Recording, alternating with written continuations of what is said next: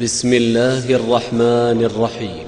পরম করুণাময় মেহেরবান আল্লাহর নামে।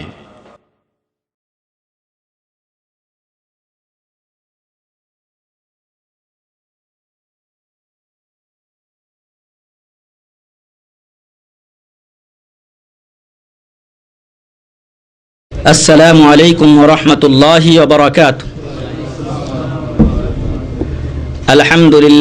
আলহামদুলিল্লাহি নাহমাদুহু ওয়া নাস্তাঈনুহু ওয়া নাস্তাগফিরুহু ওয়া নু'মিনু বিহি ওয়া নাতাওয়াক্কালু আলাইহি ওয়া নাউযু বিল্লাহি মিন শুরুরি আনফুসিনা ওয়া মিন সাইয়্যাতি আ'মালিনা মান ইয়াহদিহিল্লাহু ফালা মুদিল্লা লাহু ওয়া মান ইউদ্লিলহু ফালা হাদিয়া লাহু ওয়া আশহাদু আন লা ইলাহা ইল্লাল্লাহু ওয়াহদাহু লা শারীকা লাহু وأشهد أن محمدا عبده ورسوله أرسله بالحق بشيرا ونذيرا وداعيا إلى الله بإذنه وسراجا منيرا أما بعد فقد قال عز وجل في كلامه المجيد والفرقان الحميد أعوذ بالله من الشيطان الرجيم بسم الله الرحمن الرحيم هو الله الذي لا إله إلا هو عالم الغيب والشهادة هو الرحمن الرحيم هو الله الذي لا إله إلا هو الملك القدوس السلام المؤمن المهيمن العزيز الجبار المتكبر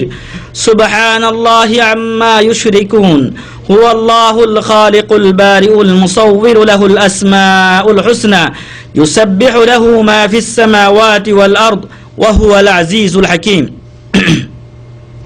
وقال عز وجل في آية أخرى بسم الله الرحمن الرحيم ولله الأسماء الحسنى فادعوه بها وذروا الذين يلحدون في أسمائه سيجزون ما كانوا يعملون سورة الأعراف যাবতীয় প্রশংসা ও গুণগান একমাত্র সেই মহামহিয়ান মহান রব্বুল ইজ্জাতের জন্য, যার অশেষ মেহেরবানিতে আজকে আমরা এই ইসলামিক সভায় যোগদান করতে পেরেছি। যে আল্লাহ সুযোগ করে দিলেন, তার প্রশংসা করি আলহামদুলিল্লাহ।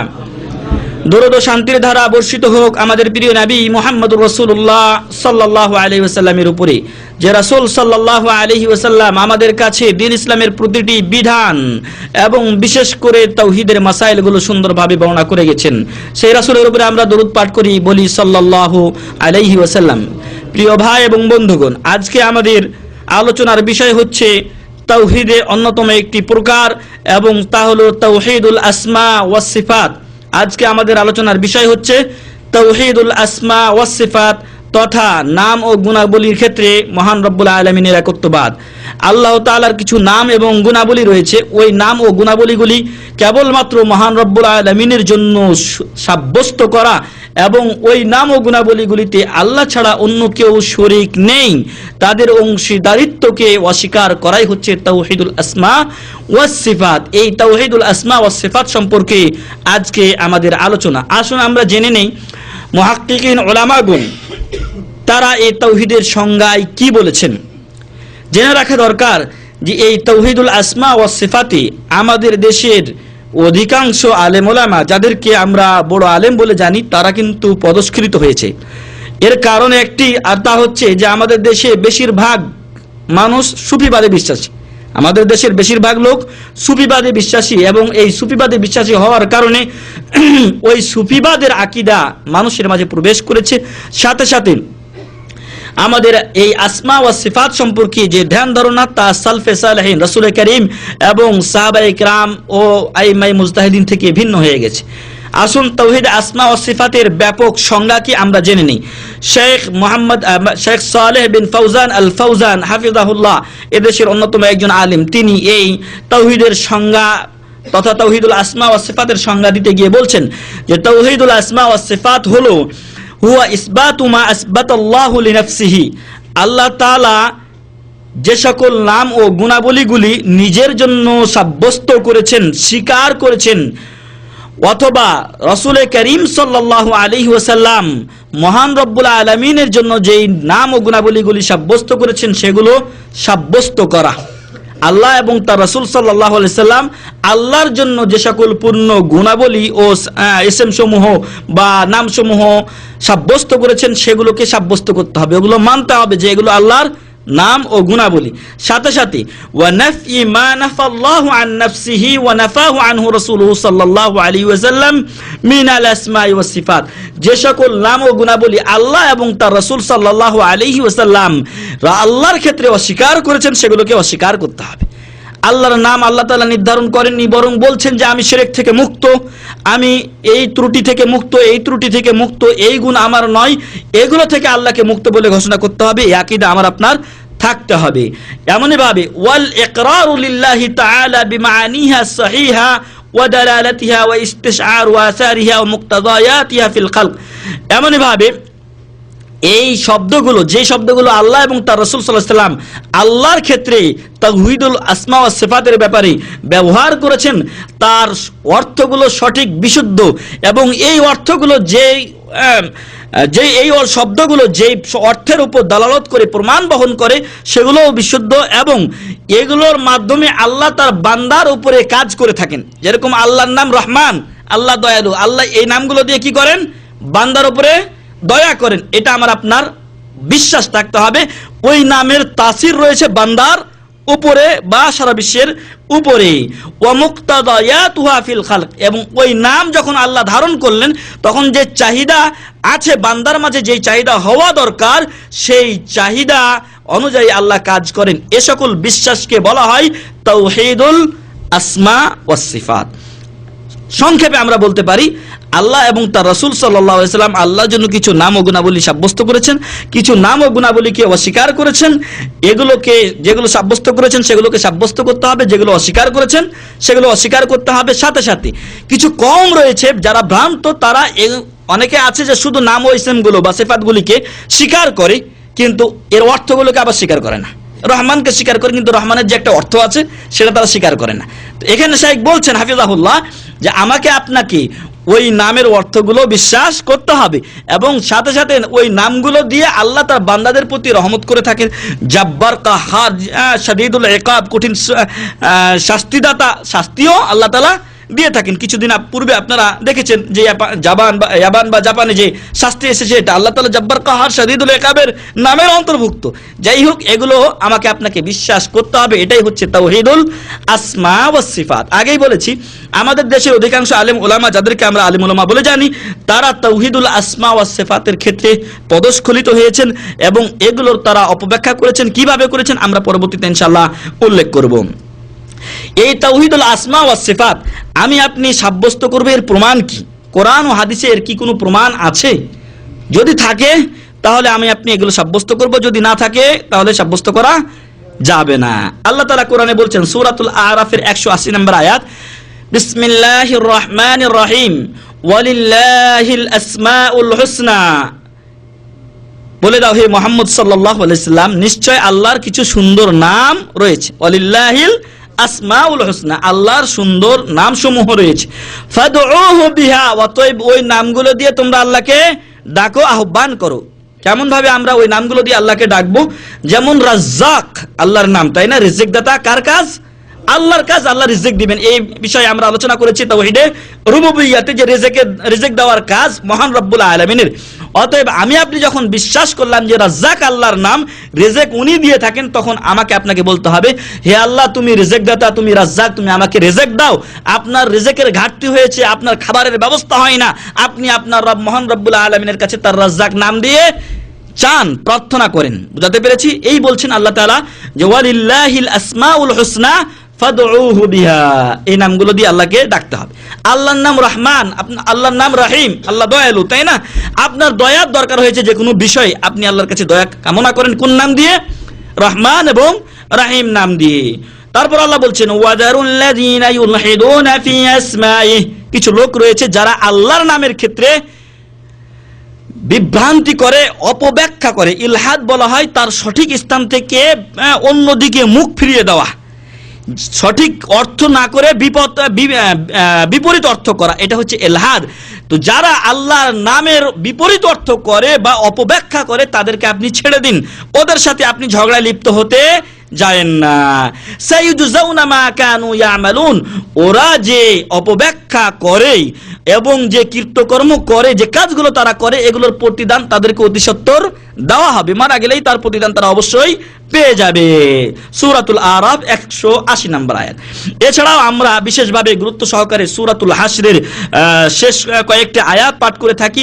ওই কয়েকটি আয়াতে মহান রব্বুল আলামিন তার সিফাতের, তার গুণাবলীর কথা উল্লেখ করেছেন। আল্লাহ বলছেন, বিসমিল্লাহির রহমানির রহিম, হুয়াল্লাহুল্লাযী লা ইলাহা ইল্লাহু, আল্লাহ একমাত্র সেই সত্য মাবুদ যিনি ছাড়া আর কোনো সত্য মাবুদ নেই, ইবাদতের আর যোগ্য কেউ নেই। যেগুলোর ইবাদত করা হচ্ছে এগুলো বাতিল মাবুদ। দুনিয়াতে আল্লাহ ছাড়া অন্যের ইবাদত করা হয় কিনা? আল্লাহ ছাড়া অন্যের ইবাদত করা হয়। হিন্দুরা বিভিন্ন মূর্তি, গরু, ছাগল, ভেড়া যা কিছু ওদের ভালো লাগে সেগুলো তারা পূজা করে থাকে। এমনই ভাবে ওদের দুর্গা থেকে সরে এসে মুসলিম নামধারী লোক আজকে দরগায় ইবাদত করা শুরু করেছে, দরগার ইবাদত করছে। তাহলে এটাও একটা ইবাদত। অনেক এলাকায় আছে, হয়তো এখানে ওই সকল ভাইও পাওয়া যাবে যে গাছকে শ্রদ্ধা করে, সম্মান করে, গাছের কাছে গিয়ে তেল মাখায়, এরকম আছে না? অনেক এলাকায় আছে। এমনভাবে বিশেষ ক্ষেত্রে কিছু পাথরকেও এরকম করা হয়। তো এসব জিনিসকে ইবাদতই করা হলো। এমনভাবে যে সকল কবরের পূজা করা হয় সেটাও একটা ইবাদত, অতএব সেটার সে পূজা করছে। তো যাই হোক, এগুলোর ইবাদত করা হয়, তবে এই ইবাদত করলেই যে সেটা মাবুদ হয়ে গেল তা কিন্তু নয়। তবে হ্যাঁ, এক্ষেত্রে কিন্তু একটি ভুল আমাদের হয়ে থাকে, সেটা হচ্ছে যে যদি আমরা লা ইলাহা ইল্লাহু, আল্লাহ ছাড়া কোনো মাবুদ নেই, এ কথা বলি, তাহলে আমি নিজেকেই আমি মিথ্যা বললাম। কিভাবে? আমি বললাম যে আল্লাহ ছাড়া কোনো মাবুদ নেই, আর দুনিয়াতে আমি দেখছি যে আল্লাহ ছাড়া অনেক অন্যের পূজা করা হচ্ছে, অন্যের ইবাদত করা হচ্ছে, তাহলে আমি নিজেই মিথ্যাবাদী, কারণ আমি যে কথা বলছি বাস্তবে তার সাথে মিল নেই। কেউ যদি বলে যে লা ইলাহা ইল্লাল্লাহ, আল্লাহ ছাড়া কোনো মাবুদ নেই, তাহলে যাদের ইবাদত করা হচ্ছে সেগুলোকেও আল্লাহ মনে করা হলো, তাই না? আল্লাহ ছাড়া যাদের ইবাদত করা হয় সেগুলো মাবুদ হয়ে গেল না, আল্লাহ হয়ে গেল না? লা ইলাহা ইল্লাল্লাহ, আল্লাহ ছাড়া কোনো মাবুদ নেই, তাহলে যার ইবাদত করা হয় তিনি কি? আল্লাহ। যার ইবাদত করা হয় তিনি আল্লাহ। তাহলে মূর্তিরও ইবাদত করা হয়, মূর্তিকেও আল্লাহ বানিয়ে দেওয়া হলো। মাজারের ইবাদত করা হয়, মাজারকেও আল্লাহ বানিয়ে দেওয়া হলো। তাওহীদ অত্যন্ত সূক্ষ্ম বিষয়। আপনার বিল্ডিং এর ফাউন্ডেশন ঠিক না থাকলে, আপনার বিল্ডিং যেরকম থাকবে না, তাওহীদ ঠিক না থাকলে ইসলামও ঠিক থাকবে না। অতএব লা ইলাহা ইল্লাল্লাহর অর্থ ঠিক করতে হবে আগে। লা ইলাহা ইল্লাল্লাহ মানে আল্লাহ ছাড়া সত্য কোনো মাবুদ নেই। যদি কেউ বলে আল্লাহ ছাড়া মাবুদ নেই, অথবা আল্লাহ ছাড়া খালেক নেই, অথবা আল্লাহ ছাড়া কোনো বিধানদাতা নেই, তাহলে সব অর্থগুলো বাতিল অর্থ। সত্য সঠিক অর্থ হচ্ছে আল্লাহ ছাড়া কোনো সত্য মাবুদ নেই। হ্যাঁ, মাবুদ আছে, ওগুলো কি? মিথ্যা। আশা করি বুঝাতে পেরেছি। এরপর আল্লাহ বলছেন, তাহলে একক ইলাহ হওয়া এটা আল্লাহর গুণ, একক ইলাহ হওয়া এটা আল্লাহর গুণ। আলিমুল গায়বি ওয়াশ শাহাদাহ, দৃশ্য অদৃশ্যের জ্ঞান কার? মহান রব্বুল আলামিনের। গায়েবের খবরও আল্লাহ জানেন, আর যেটা দৃশ্যমান আছে এটা আমি আপনি অনেক সময় জানি না। এটা এই পিলারের পিছনে কে কোন ভাই বসে আছেন আমি জানি না, অথচ এটা দৃশ্যমান, এটা জানা আছে। আপনারা যারা ওই দিক দিয়ে দেখছেন উনি দেখতে পাচ্ছেন, কিন্তু আমি দেখতে পাই না বলে আমি জানি না। অতএব এরকম জিনিস এবং যেটা অতীতে হয়ে গেছে, ভবিষ্যতে হবে, সবকিছুর জ্ঞান কার? আল্লাহর। অতএব যদি কেউ মনে করে, একটু আগে আমরা জুমার মসজিদে যেটা বলে এসেছি, যে কেউ যদি রাসূল সাল্লাল্লাহু আলাইহি ওয়াসাল্লামের ব্যাপারে গায়েবের বিশ্বাস করে, তাহলে সে রাসূল সাল্লাল্লাহু আলাইহি ওয়াসাল্লামকে কি করবে? আল্লাহর সাথে শরীক করে দিবে, এবং রাসূল সাল্লাল্লাহু আলাইহি ওয়াসাল্লাম সেখান থেকে সম্পূর্ণ মুক্ত। আর যে ব্যক্তি এই শিরকে আকীদা পোষণ করবে সেই মুশরিকদের তালিকায় দাখিল হবে, অন্তর্ভুক্ত হবে। তাহলে আমরা জানতে পারলাম দৃশ্য অদৃশ্যমান সবকিছু জানতা হলেন মহান রব্বুল আলামিন। এটাও আল্লাহর একটা গুণ, এটাও আল্লাহর একটা গুণ। হুয়ার রহমানুর রহিম, আল্লাহ তাআলা হলেন অত্যন্ত দয়ালু এবং মেহেরবান। হুয়াল্লাহুল্লাযী লা ইলাহা ইল্লাহু, আল্লাহ ছাড়া সত্য কোনো মাবুদ নেই। আল মালিক, তিনি হলেন রাজাধিরাজ, সবকিছুর মালিককে মহান রব্বুল আলামিন। তাই আল্লাহ সূরাতুল ফাতিহাতেও বলছেন মালিক ইয়াউমিদ্দিন, বিচার দিবসের মালিক। আর এটা এজন্য আল্লাহ বলছেন যে দুনিয়াতে আল্লাহ কিছু লোককে মালিকানা দিয়েছেন, তাই না? সৌদি আরবের বাদশাহী কাউকে দিয়েছেন, বাংলাদেশেরও বাদশাহী কাউকে দেওয়া হয়েছে, বিভিন্ন রাষ্ট্রের বাদশাহী খণ্ড খণ্ড এবং খণ্ডকালীন সময়ের জন্য আল্লাহ অনেককে বাদশাহী দিয়েছেন। কিন্তু কাল কিয়ামতের ময়দানে কারো হাতে থাকবে কি এই বাদশাহী? দুনিয়াতে আমার উপরে একজন জুলুম চালিয়ে দিচ্ছে, আমার কফিল আপনার উপরে জুলুম, আপনার কফিল আপনার উপরে জুলুম করছে, আমার কফিল হয়তো আমার উপরে জুলুম করছে, কিন্তু কাল কিয়ামতের ময়দানে এই নেতৃত্ব থাকবে না। আল্লাহ বলছেন আল মালিক আল্লাহ একমাত্র মালিক, রাজাধিরাজ। আর যে ক্ষমতাটুকু আমাকে দেওয়া হয়েছে এটা কি সাময়িক। আমাদের দেশে কথাই বলে যে সকাল বেলার রাজারে তুই ফকির সন্ধ্যাবেলা। তো সকালে আমি রাজা আছি, বিকালে আমি ফকিরও হতে পারি, আর ঝোলা ফকিরের ঝোলা আমার গায়ে ঝুলতে পারে, ঘাড়ে ঝুলতে পারি। যাই হোক, আল্লাহ হলেন রাজাধিরাজ, আল কুদ্দুস, আল্লাহ পবিত্র। আল্লাহ পবিত্র। যখন ফেরেশতাদেরকে আল্লাহ তাআলা বলেছিলেন যে আমি মানুষ হিসাবে দুনিয়াতে আমার মানুষকে আমার দুনিয়াতে প্রতিনিধি হিসাবে পাঠাতে চাই যারা আমার কথা মানবে, তো তখন ফেরেশতারা বলেছিলেন যে হে আল্লাহ, দুনিয়া থেকে তুমি এমন লোকদেরকে পাঠাতে চাও যে ইসফিকুদ্দিমা, যারা রক্ত প্রবাহিত করবে এবং দুনিয়াতে ফাসাদ সৃষ্টি করবে। ওয়া নাহনু নুসাব্বিহু বিহামদিকা ওয়া নুকদ্দিসু লাক, আমরাই তো আপনার পবিত্রতা ঘোষণা করছি, আপনার গুণকীর্তন করছি, আপনাকে সকল ত্রুটিপূর্ণ এবং শিরক থেকে মুক্ত বলে ঘোষণা করছি। নুকদ্দিসু লাক, আপনার পবিত্রতা আমরা ঘোষণা করছি, এটা কি যথেষ্ট নয় আপনার? তাহলে তাকদিস মানে পবিত্র বলে ঘোষণা করা, আল্লাহর মাঝে কোনো ঘাটতি নেই। অতএব কেউ যদি আল্লাহর মাঝে কোনো ঘাটতি দেয় করে, তাহলে অবশ্যই সে মুশরিকের তালিকায় দাখিল হবে। যেমনটা একটু আগে উল্লেখ করেছি যে আল্লাহর কোনো শরীক নেই, আল্লাহর কোনো শরীক নেই। যদি আল্লাহর শরীকানা করেন তাহলে আল্লাহকে আপনি পূর্ণতা দিলেন না অপূর্ণ করলেন? অপূর্ণ করলাম। কারণ শরীক কখন দরকার হয়? যখন একাই কেউ কিছু চালাতে পারে না, তখন তার শরীকের দরকার হয়। আর আল্লাহর তো কোনো কিছুর দরকার নেই। আসবে ইনশাআল্লাহ সে আলোচনা আমাদের পরবর্তীতে। তো যাই হোক, তাহলে আল্লাহ তাআলা পবিত্র। আসসালাম, তিনি শান্তিময়। আগের দিনের কাফেররা বলতো যে আসসালামু আলাল্লাহ, আল্লাহর উপর শান্তি বর্ষিত হোক। আল্লাহ রাসূল সাল্লাল্লাহু আলাইহি ওয়াসাল্লাম বলছেন যে লা তাকুলু আসসালামু আলাল্লাহ, তোমরা আল্লাহর উপর শান্তি বর্ষিত হোক এই কথা বলিও না, কারণ ফা ইন্নাল্লাহা হুয়াস সালাম, আল্লাহই শান্তিদাতা।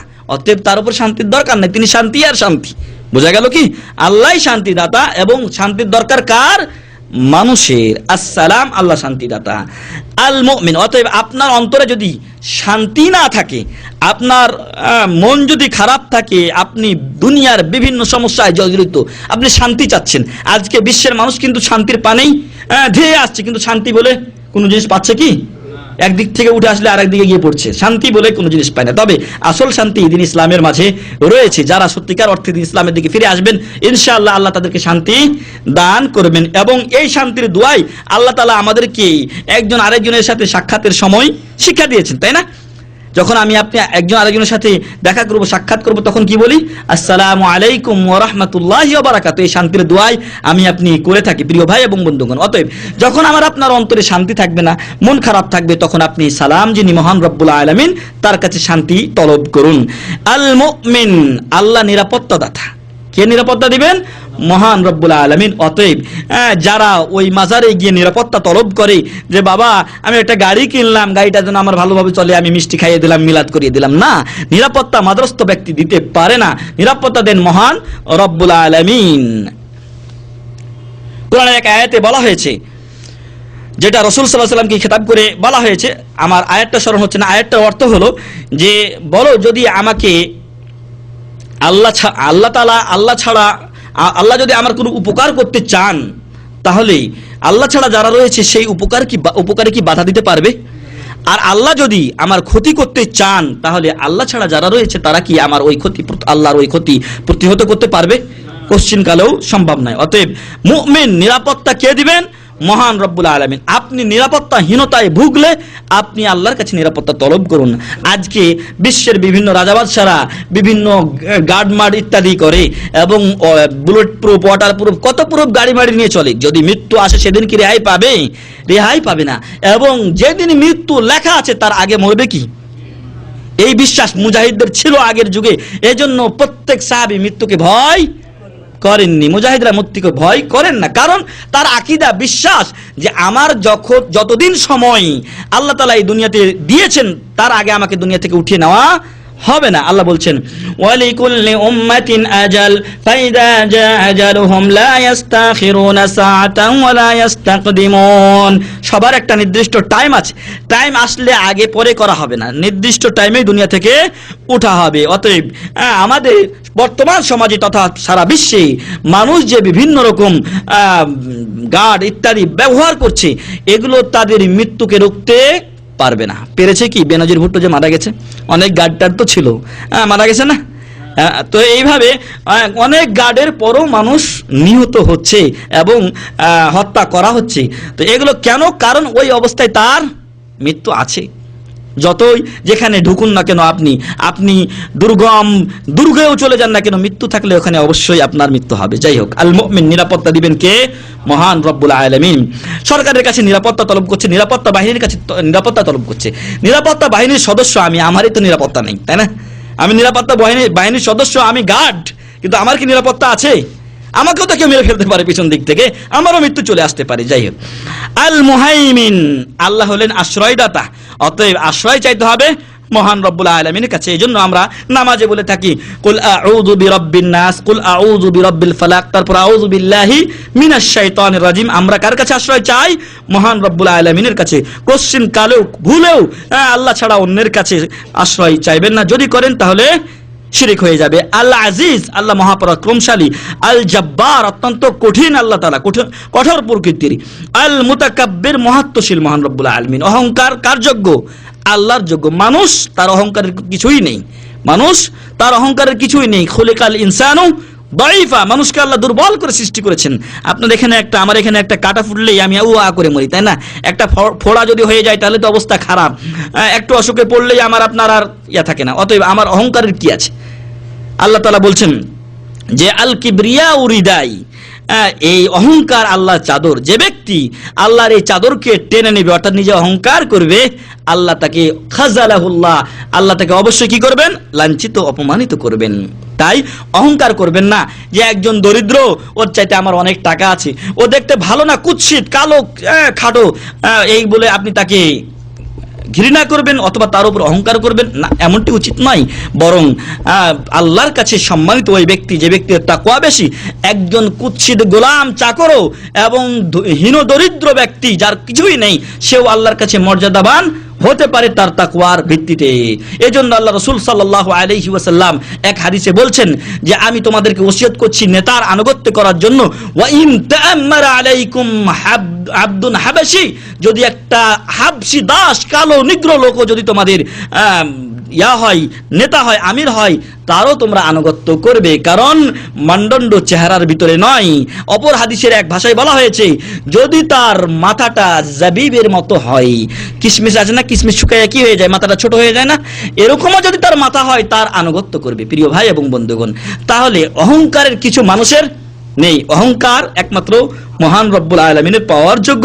যদি কেউ অহংকার করে তাহলে আল্লাহ চাদরকে যেন সে টেনে ধরলো, এবং আল্লাহ তাকে অবশ্যই কি করবেন? ওয়াদা আল্লাহর হাদিসে কুদসিতে যে আল্লাহ তাকে অবশ্যই অপমানিত করবেন। সুবহানাল্লাহি আম্মা ইউশরিকুন, বিশ্বের আজকের মানুষেরা তথা শুরু থেকে নিয়ে কিয়ামত পর্যন্ত মানুষেরা আল্লাহর সাথে যে শিরক করে, অংশীদার সাব্যস্ত করে, সেখান থেকে আল্লাহ সম্পূর্ণ মুক্ত এবং পবিত্র। যারা মুশরিক তারা তো শিরক করছে, যারা বিধর্মী তারা তো করছে, মুমিন নামধারী লোকেরাও আল্লাহর সাথে শিরক করছে, তাই না? এবং আজকে এই শিরকের সয়লাব মুমিনদের ভিতরে এমন ভাবে বয়ে গেছে, যার ফলে আল্লাহর বাণী সত্য হয়েছে। আল্লাহ কি বলছেন? ওয়ামা ইউমিনু আকসারুহুম বিল্লাহি ইল্লা ওয়া হুম মুশরিকুন, অধিকাংশ মানুষ ঈমান আনা সত্ত্বেও, আল্লাহর প্রতি ঈমান আনা সত্ত্বেও মুশরিক। আল্লাহকে সিজদা করছে মসজিদে, মসজিদ থেকে বাইরে গিয়ে মাজার আছে, ওখানে মাজারে গিয়ে দুটো সিজদা ঠুকে দিল। বিপদে পড়েছে, আল্লাহর কাছে চেয়ে নিল, আবার সাথে সাথে কোথায় গেল? মাজারে গিয়েও চাইলো। এমনই ভাবে নিজের পীর বাবার কাছে চাইলো, এমনই ভাবে রাসূল সাল্লাল্লাহু আলাইহি সাল্লামের কাছে চাওয়া শুরু করে। কিন্তু মনে রাখবেন, আল্লাহ বলছেন উদউনি আস্তাজিব লাকুম, তোমরা আমাকে ডাকো, আমি তোমাদের ডাকে সাড়া দিব। অতএব ডাকে সাড়া দেওয়ার অধিকারী কে? আল্লাহ। আপনার বিপদে আপনি আল্লাহকে ডাকেন। অতএব যদি কোনো ভাই আল্লাহর সাথে অন্য কাউকে শরীক করে, সেই শরীক থেকে আল্লাহ মুক্ত ও পবিত্র। এবং হাজারো মানুষ যদি আল্লাহর সাথে সারা বিশ্বের সবকিছুকে শরীক করে দেয়, আল্লাহর কোনো ক্ষতি হবে না। আল্লাহ তাআলা বলছেন হাদিসে কুদসিতে যে পৃথিবীর সব লোক যদি তাকওয়াবান হয়ে যায়, কথার কথা, পৃথিবীর সবচাইতে শ্রেষ্ঠ এবং মুওয়াহহিদ এবং সবচেয়ে পরহেজগার ব্যক্তিকে মুহাম্মদুর রাসূলুল্লাহ সাল্লাল্লাহু আলাইহি ওয়াসাল্লাম। এখন আমার আপনার মতো সব লোক যদি মুহাম্মদ সাল্লাল্লাহু আলাইহি ওয়াসাল্লামের মতো তো হতে পারবো না, তার সাহাবীদের মতো হতে পারবো না, কিন্তু আল্লাহ বলছেন ধরে নিলাম তোমরা মুহাম্মদ সাল্লাল্লাহু আলাইহি ওয়াসাল্লামের মতোই হয়ে গেলে সবাই, তো আর আমি তোমাদের সবাইকে তোমাদের তলব অনুযায়ী জান্নাত দিতে থাকলাম, নিয়ামত দিতে থাকলাম, এতে আমার কোনো উপকার হবে অথবা আমার ধনভাণ্ডারের ক্ষতি হয়ে যাবে এরকম নয়। বোঝা গেল? তাহলে মহান রব্বুল আলামিন এর তাওহীদে যদি আমরা দুনিয়ার শ্রেষ্ঠতম ব্যক্তির মতে সবাই একত্র হয়ে যায়, এরপরে আল্লাহর কোনো উপকার হবে বলে বিশ্বাস করেন না? আল্লাহর উপকারের দরকার নেই। আল্লাহ চান যে আপনি ভালো ইবাদত করেন এবং আপনি জান্নাতে যান, এতে আল্লাহ সন্তুষ্ট হন, খুশি হন, আল্লাহর মনটা খুশি হয়। এমনই ভাবে পৃথিবীর সব লোক যদি আফজারে কলবে রাজুলিন ফাজির, পৃথিবীর সবচাইতে নিকৃষ্ট লোক, ধরেন ফেরাউন, কথার কথা ধরেন ফেরাউনের মতো যদি সবাই এরকম শয়তান হয়ে যায়, আল্লাহর কোনো ক্ষতি হবে না? আল্লাহর কোনো ক্ষতি হবে না। তাই যেটা বলছিলাম যে পৃথিবীর সব লোক যদি আল্লাহর সাথে শরীক করে, আল্লাহর কোনো যায় আসে না। আল্লাহ ওদেরকে কি ওয়াদা দিয়েছেন? জাহান্নাম দিয়ে, ওদেরকে দিয়ে আল্লাহ তাআলা কি করবেন? জাহান্নাম পরিপূর্ণ করে দিবেন। এই ওয়াদাই আল্লাহ তাআলা শয়তানের সাথে করেছিলেন। শয়তান বলেছিল যে হে আল্লাহ, তোমার বান্দাদেরকে আমি তোমার পথ থেকে সরিয়ে জাহান্নামের পথে নিয়ে যাব, ইল্লা ইবাদাকা মিনহুমুল মুখলাসিন। সেদিনও শয়তান ওয়াদা করেছিল, তবে আপনার খালেস বান্দা যারা, তাদেরকে আমি পথভ্রষ্ট করতে পারবো না। অতএব আল্লাহর কাছে দোয়া করি আল্লাহ যেন আমাদেরকে শয়তান যাদেরকে পথভ্রষ্ট করতে পারবে না, মুখলিসিন বান্দা, আল্লাহর একনিষ্ঠ বান্দা, তাদের অন্তর্ভুক্ত করেন, আল্লাহুম্মা আমিন।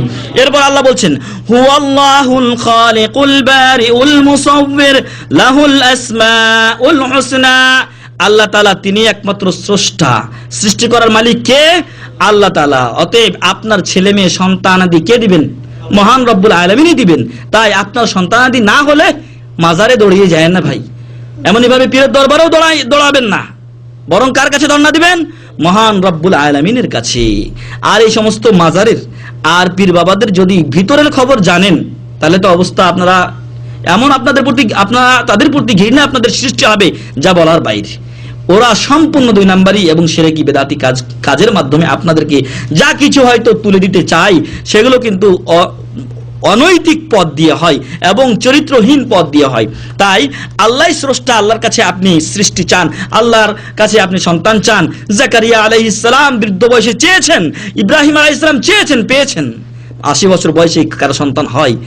80 বছর, 85 বছর, 100 বছর পার হয়ে যাচ্ছে। ওই সময় সেই খুকা বৃদ্ধের কারণে চামড়াগুলো আর নিজের স্থানে ফিরে যায় না। এখন তো চামড়া চট করে চলে যায়। যারা বৃদ্ধ মানুষ আছেন তাদের চামড়া টানিয়ে তো যায় নাকি?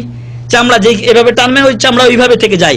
এরপর ওই অবস্থায় আল্লাহ তাআলা অনেক নবী রাসূল এবং অনেক ব্যক্তিকে সন্তান দিয়ে দেখিয়ে দিয়েছেন যে তিনি সবকিছু করতে সক্ষম। অতএব স্রষ্টাকে মহান রব্বুল আলামিন আল মুসাউবির, এবং তিনি সবকিছুর রূপদাতা, আকৃতিদাতা কে? মহান রব্বুল আলামিন। আল্লাহ তাআলা আমাকে আপনাকে সৃষ্টি করেছেন, এমন আকৃতি আল্লাহ তাআলা দিয়েছেন পৃথিবীতে আদম আলাইহিস সালাম থেকে শুরু করে নিয়ে আজ পর্যন্ত এবং কিয়ামত পর্যন্ত কত লোক এসেছে এবং আসবে, কারো সাথে কি কারো চেহারার মিল হয়েছে? আল্লাহু আকবার। আমি আপনি যখন কোনো কিছু করতে যাই, একটু কথাই একটা জিনিস আরেকটার সাথে মিলে যায়। এই যে মোবাইলগুলো তৈরি হয়েছে, একই, যেগুলো আসতেছে একই মডেল, তাই না? একটুকু পার্থক্য নেই। যেই মডেলটা যদি এটা 71 হয়, তো 71 এর মডেল সব এক, তার উপাদান সবকিছুই এক। কিন্তু মহান রব্বুল আলামিন একই মায়ের গর্ভ থেকে বের করছেন, একবার ছেলে একবার মেয়ে, আবার একটার সাথে আরেকটার কোনো মিল নেই। শাকিক একসাথে যমজ ভাই হয়েছে, মিল আছে? মিল নেই। আল মুসাউবির, এই গুণ কার? মহান রব্বুল আলামিন। এই কাজ কার? আল্লাহ তাআলার। অতএব এই আকৃতি যেটা দিয়েছেন, আপনি আমি কারো প্রতি যেন ঘৃণার চোখে না দেখি। আল্লাহ বলছেন লাকাদ খালাকনাল ইনসানা ফি আহসানি তাকওয়িম, নিশ্চয় আমি মানুষকে উত্তম আকৃতি দিয়ে তৈরি করেছি, সৃষ্টি করেছি। তাহলে এই আকৃতি কার? আল্লাহর। যদি আপনি নিজের চেহারাকে বলেন যে না, আল্লাহ আমাকে কালো করে সৃষ্টি করেছে, আমার চেহারাটা ভালো না, নাকটা একটু উঁচা হলে ভালো হতো, তাহলে আপনি আল্লাহর উপরে হাত দিলেন, আল্লাহর সৃষ্টিকে আপনি খাটো চোখে দেখলেন, আল্লাহর প্রতি আপনি অসন্তুষ্ট হলেন। নাউজুবিল্লাহি মিন যালিক। অতএব এখান থেকে আমাকে আপনাকে বাঁচতে হবে। একটা ছোট্ট ঘটনা বলি। কোন একজন আলেম তার মেয়ের বিয়ে দিয়েছে আরেক আলেমের কাছে। তো বিয়ে করার পরে বিভিন্ন মেয়ের দিকে চোখ গেছে। এবার জামাইয়ের মন খারাপ যে আমি অন্য জায়গায় বিয়ে করলে আরো সুন্দরী পেতাম, তো এটা যে বিয়ে করলাম তো ঠকে গেছি মনে হয়। বিয়ে করার পর সবাই মানে মাঝে মাঝে এরকম কথা ভেবে থাকে যে আমি মনে হয় এর চাইতে আরো ভালো পেতাম, কিন্তু পরিস্থিতি বোঝে না যে পরিস্থিতিতে আপনি পেয়েছেন এটাই আপনার জন্য উপযোগী আল্লাহ আপনার ভাগ্যে একেই রেখেছিলেন। যাই হোক, মেয়ের প্রতি বিভিন্ন সময় কটাক্ষ ইত্যাদি শুরু হলো। এরপরে এক পর্যায়ে মেয়ে বাবার বাড়িতে চলে আসলো। আমাদের দেশে তো তাই হয়, তাই না? যখন কোনো কিছু হয় মেয়ের কোথায় যাবে স্বামীর কাছে আশ্রয় না পেলে, তখন সে বাবার কাছে ফিরে আসতে বাধ্য হয়। বাবা এবার ব্যাপারটা বুঝতে পারলেন। এরপর জামাইকে দাওয়াত দিলেন অথবা নিজেই জামার বাড়িতে গেলেন। তারপরে জামাতে নামাজ শুরু করলেন শ্বশুর এবং জামাই, এবং সাথে হয়তো অন্য কেউ ছিল। এবার শ্বশুর ইচ্ছা করেই সূরা 3 পড়তে শুরু করলেন এবং বললেন, যখন লাকাদ খালাকনাল ইনসানা ফি আহসানি তাকওয়িমে যখন গেলেন, তখন তিনি পড়লেন ইচ্ছা করেই পড়ছেন উনি, লাকাদ খালাকনাল বাকারা ফি আহসানি তাকওয়িম, আমি গরুকে সুন্দর আকৃতিতে সৃষ্টি করেছি। জামাই যেহেতু আলেম, পিছন দিক থেকে লোকমা দেয়, বলে লাকাদ খালাকনাল ইনসানা ফি আহসানি তাকওয়িম। এবার শ্বশুর বলে লাকাদ খালাকনাল জাবালা ফি আহসানি তাকওয়িম, আমি পাহাড়কে সুন্দর করে সৃষ্টি করেছি, ইত্যাদি ইত্যাদি। তো এইভাবে করার পরে জামাই এক সময় বুঝতে পারলো যে না রে, আমার শ্বশুর মনে হয় অন্য কিছু উদ্দেশ্য করছে। তাই জামাই এবার বন্ধ রাখলেন উত্তর দেওয়া বা লোকমা দেওয়া। তখন শ্বশুর বুঝতে পারলেন যে না, মনে হয় মেডিসিনে কি হয়েছে, কাজ হয়েছে। এবার তিনি লাকাদ খালাকনাল ইনসানা ফি আহসানি তাকওয়িম পড়ে নামাজ শেষ করলেন, বাকি নামাজটুকু। নামাজের পরে জামাই শ্বশুরের হাত ধরে বলছেন, বাবা ভুল করেছি, আমি আল্লাহর উপরে কথা বলে বা হাত দিয়ে আমি বড় অন্যায় করেছি, আমাকে ক্ষমা করুন। বললেন যে আপনি আমার কাছে নয়, বরং আল্লাহর কাছে ক্ষমা চান, কারণ আল্লাহর সৃষ্টিকে আপনি অপছন্দ করেছেন, আমার বাড়িতে আমার মেয়েকে আবার পাঠিয়ে দিয়েছেন।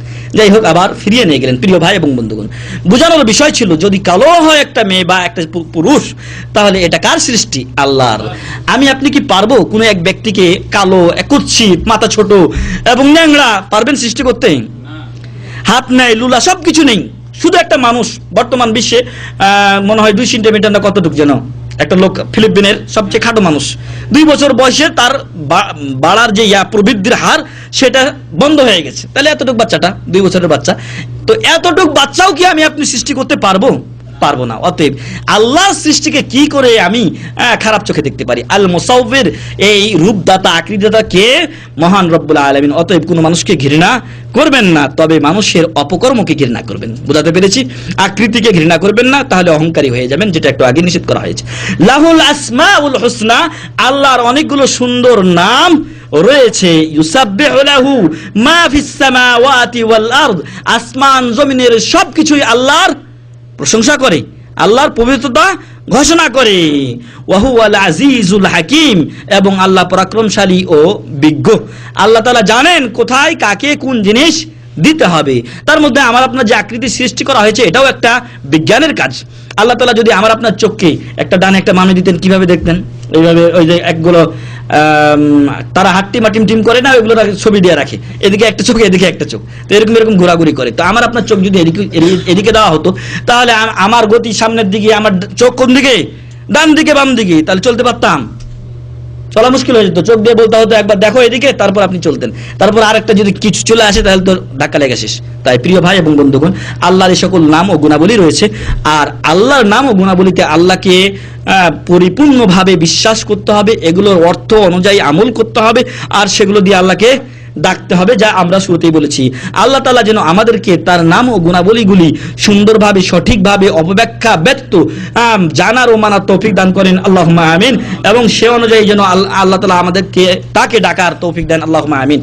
এমনই ভাবে একাধিক হাদিসে প্রমাণিত হয়েছে যে মহান রব্বুল আলামিনের অনেক নাম ও গুণাবলী রয়েছে। যেমন আল্লাহ রাসূল সাল্লাল্লাহু আলাইহি ওয়াসাল্লাম বলছেন, ইন্না লিল্লাহি 99 ইসমান মিয়াতুন ইল্লা ওয়াহিদা, আল্লাহর 1 তথা 99টি নাম রয়েছে। মান আহসাহা, যারা এই নামগুলি মুখস্থ করবে, হেফাজত করবে, দাখালাল জান্নাত, সে ব্যক্তি জান্নাতে প্রবেশ করবে। সুবহানাল্লাহি ওয়া বিহামদি। তাহলে তাওহীদুল আসমা ওয়াস সিফাতের ফল রয়েছে, উপকার রয়েছে, যদি তাওহীদুল আসমা ওয়াস সিফাতকে বুঝেন আর সে অনুযায়ী আপনি নামগুলো মুখস্থ করে ওই অনুযায়ী আমল করেন, তাহলে আপনি কোথায় যাব? জান্নাতে যাব। আল্লাহ আমাদেরকে জান্নাতুল ফেরদাউস নসিব করুন, আল্লাহুম্মা আমিন। মুত্তাফাকুন আলাই, বুখারী ও মুসলিমের হাদিস। বুঝাতে পেরেছি? তো এখানে বলা হলো আল্লাহ তাআলার 99টি নাম রয়েছে, তবে আল্লাহর নাম 99টিতে সীমাবদ্ধ নয়। শুধু 99টি আল্লাহর নাম এমনটি নয়, বরং আল্লাহর আরো নাম রয়েছে যেগুলো আল্লাহ তাআলা বান্দাকে বলেননি, মুহাম্মদ সাল্লাল্লাহু আলাইহি ওয়াসাল্লামকেও বলা হয়নি, সেগুলো আল্লাহর কাছেই রেখে দিয়েছেন। বলবেন কি দলিল আপনার? হ্যাঁ, একটা হাদিসে বলা হয়েছে, আব্দুল্লাহ ইবনে মাসউদ রাদিয়াল্লাহু আনহু বলছেন যে রাসূল সাল্লাল্লাহু আলাইহি ওয়াসাল্লাম ইরশাদ করেন, আর এটি একটি দোয়া, মনে রাখবেন এটি একটি দোয়া, আর ওই দোয়াটি মুখস্থ করলে যে সকল ভাইরা চিন্তিত আছেন বিভিন্ন চিন্তায়, ওই সকল ভাইদের চিন্তা দূর হবে। তাই পরবর্তীতে আপনারা এই দোয়াটি মুখস্থের ব্যবস্থা করবেন।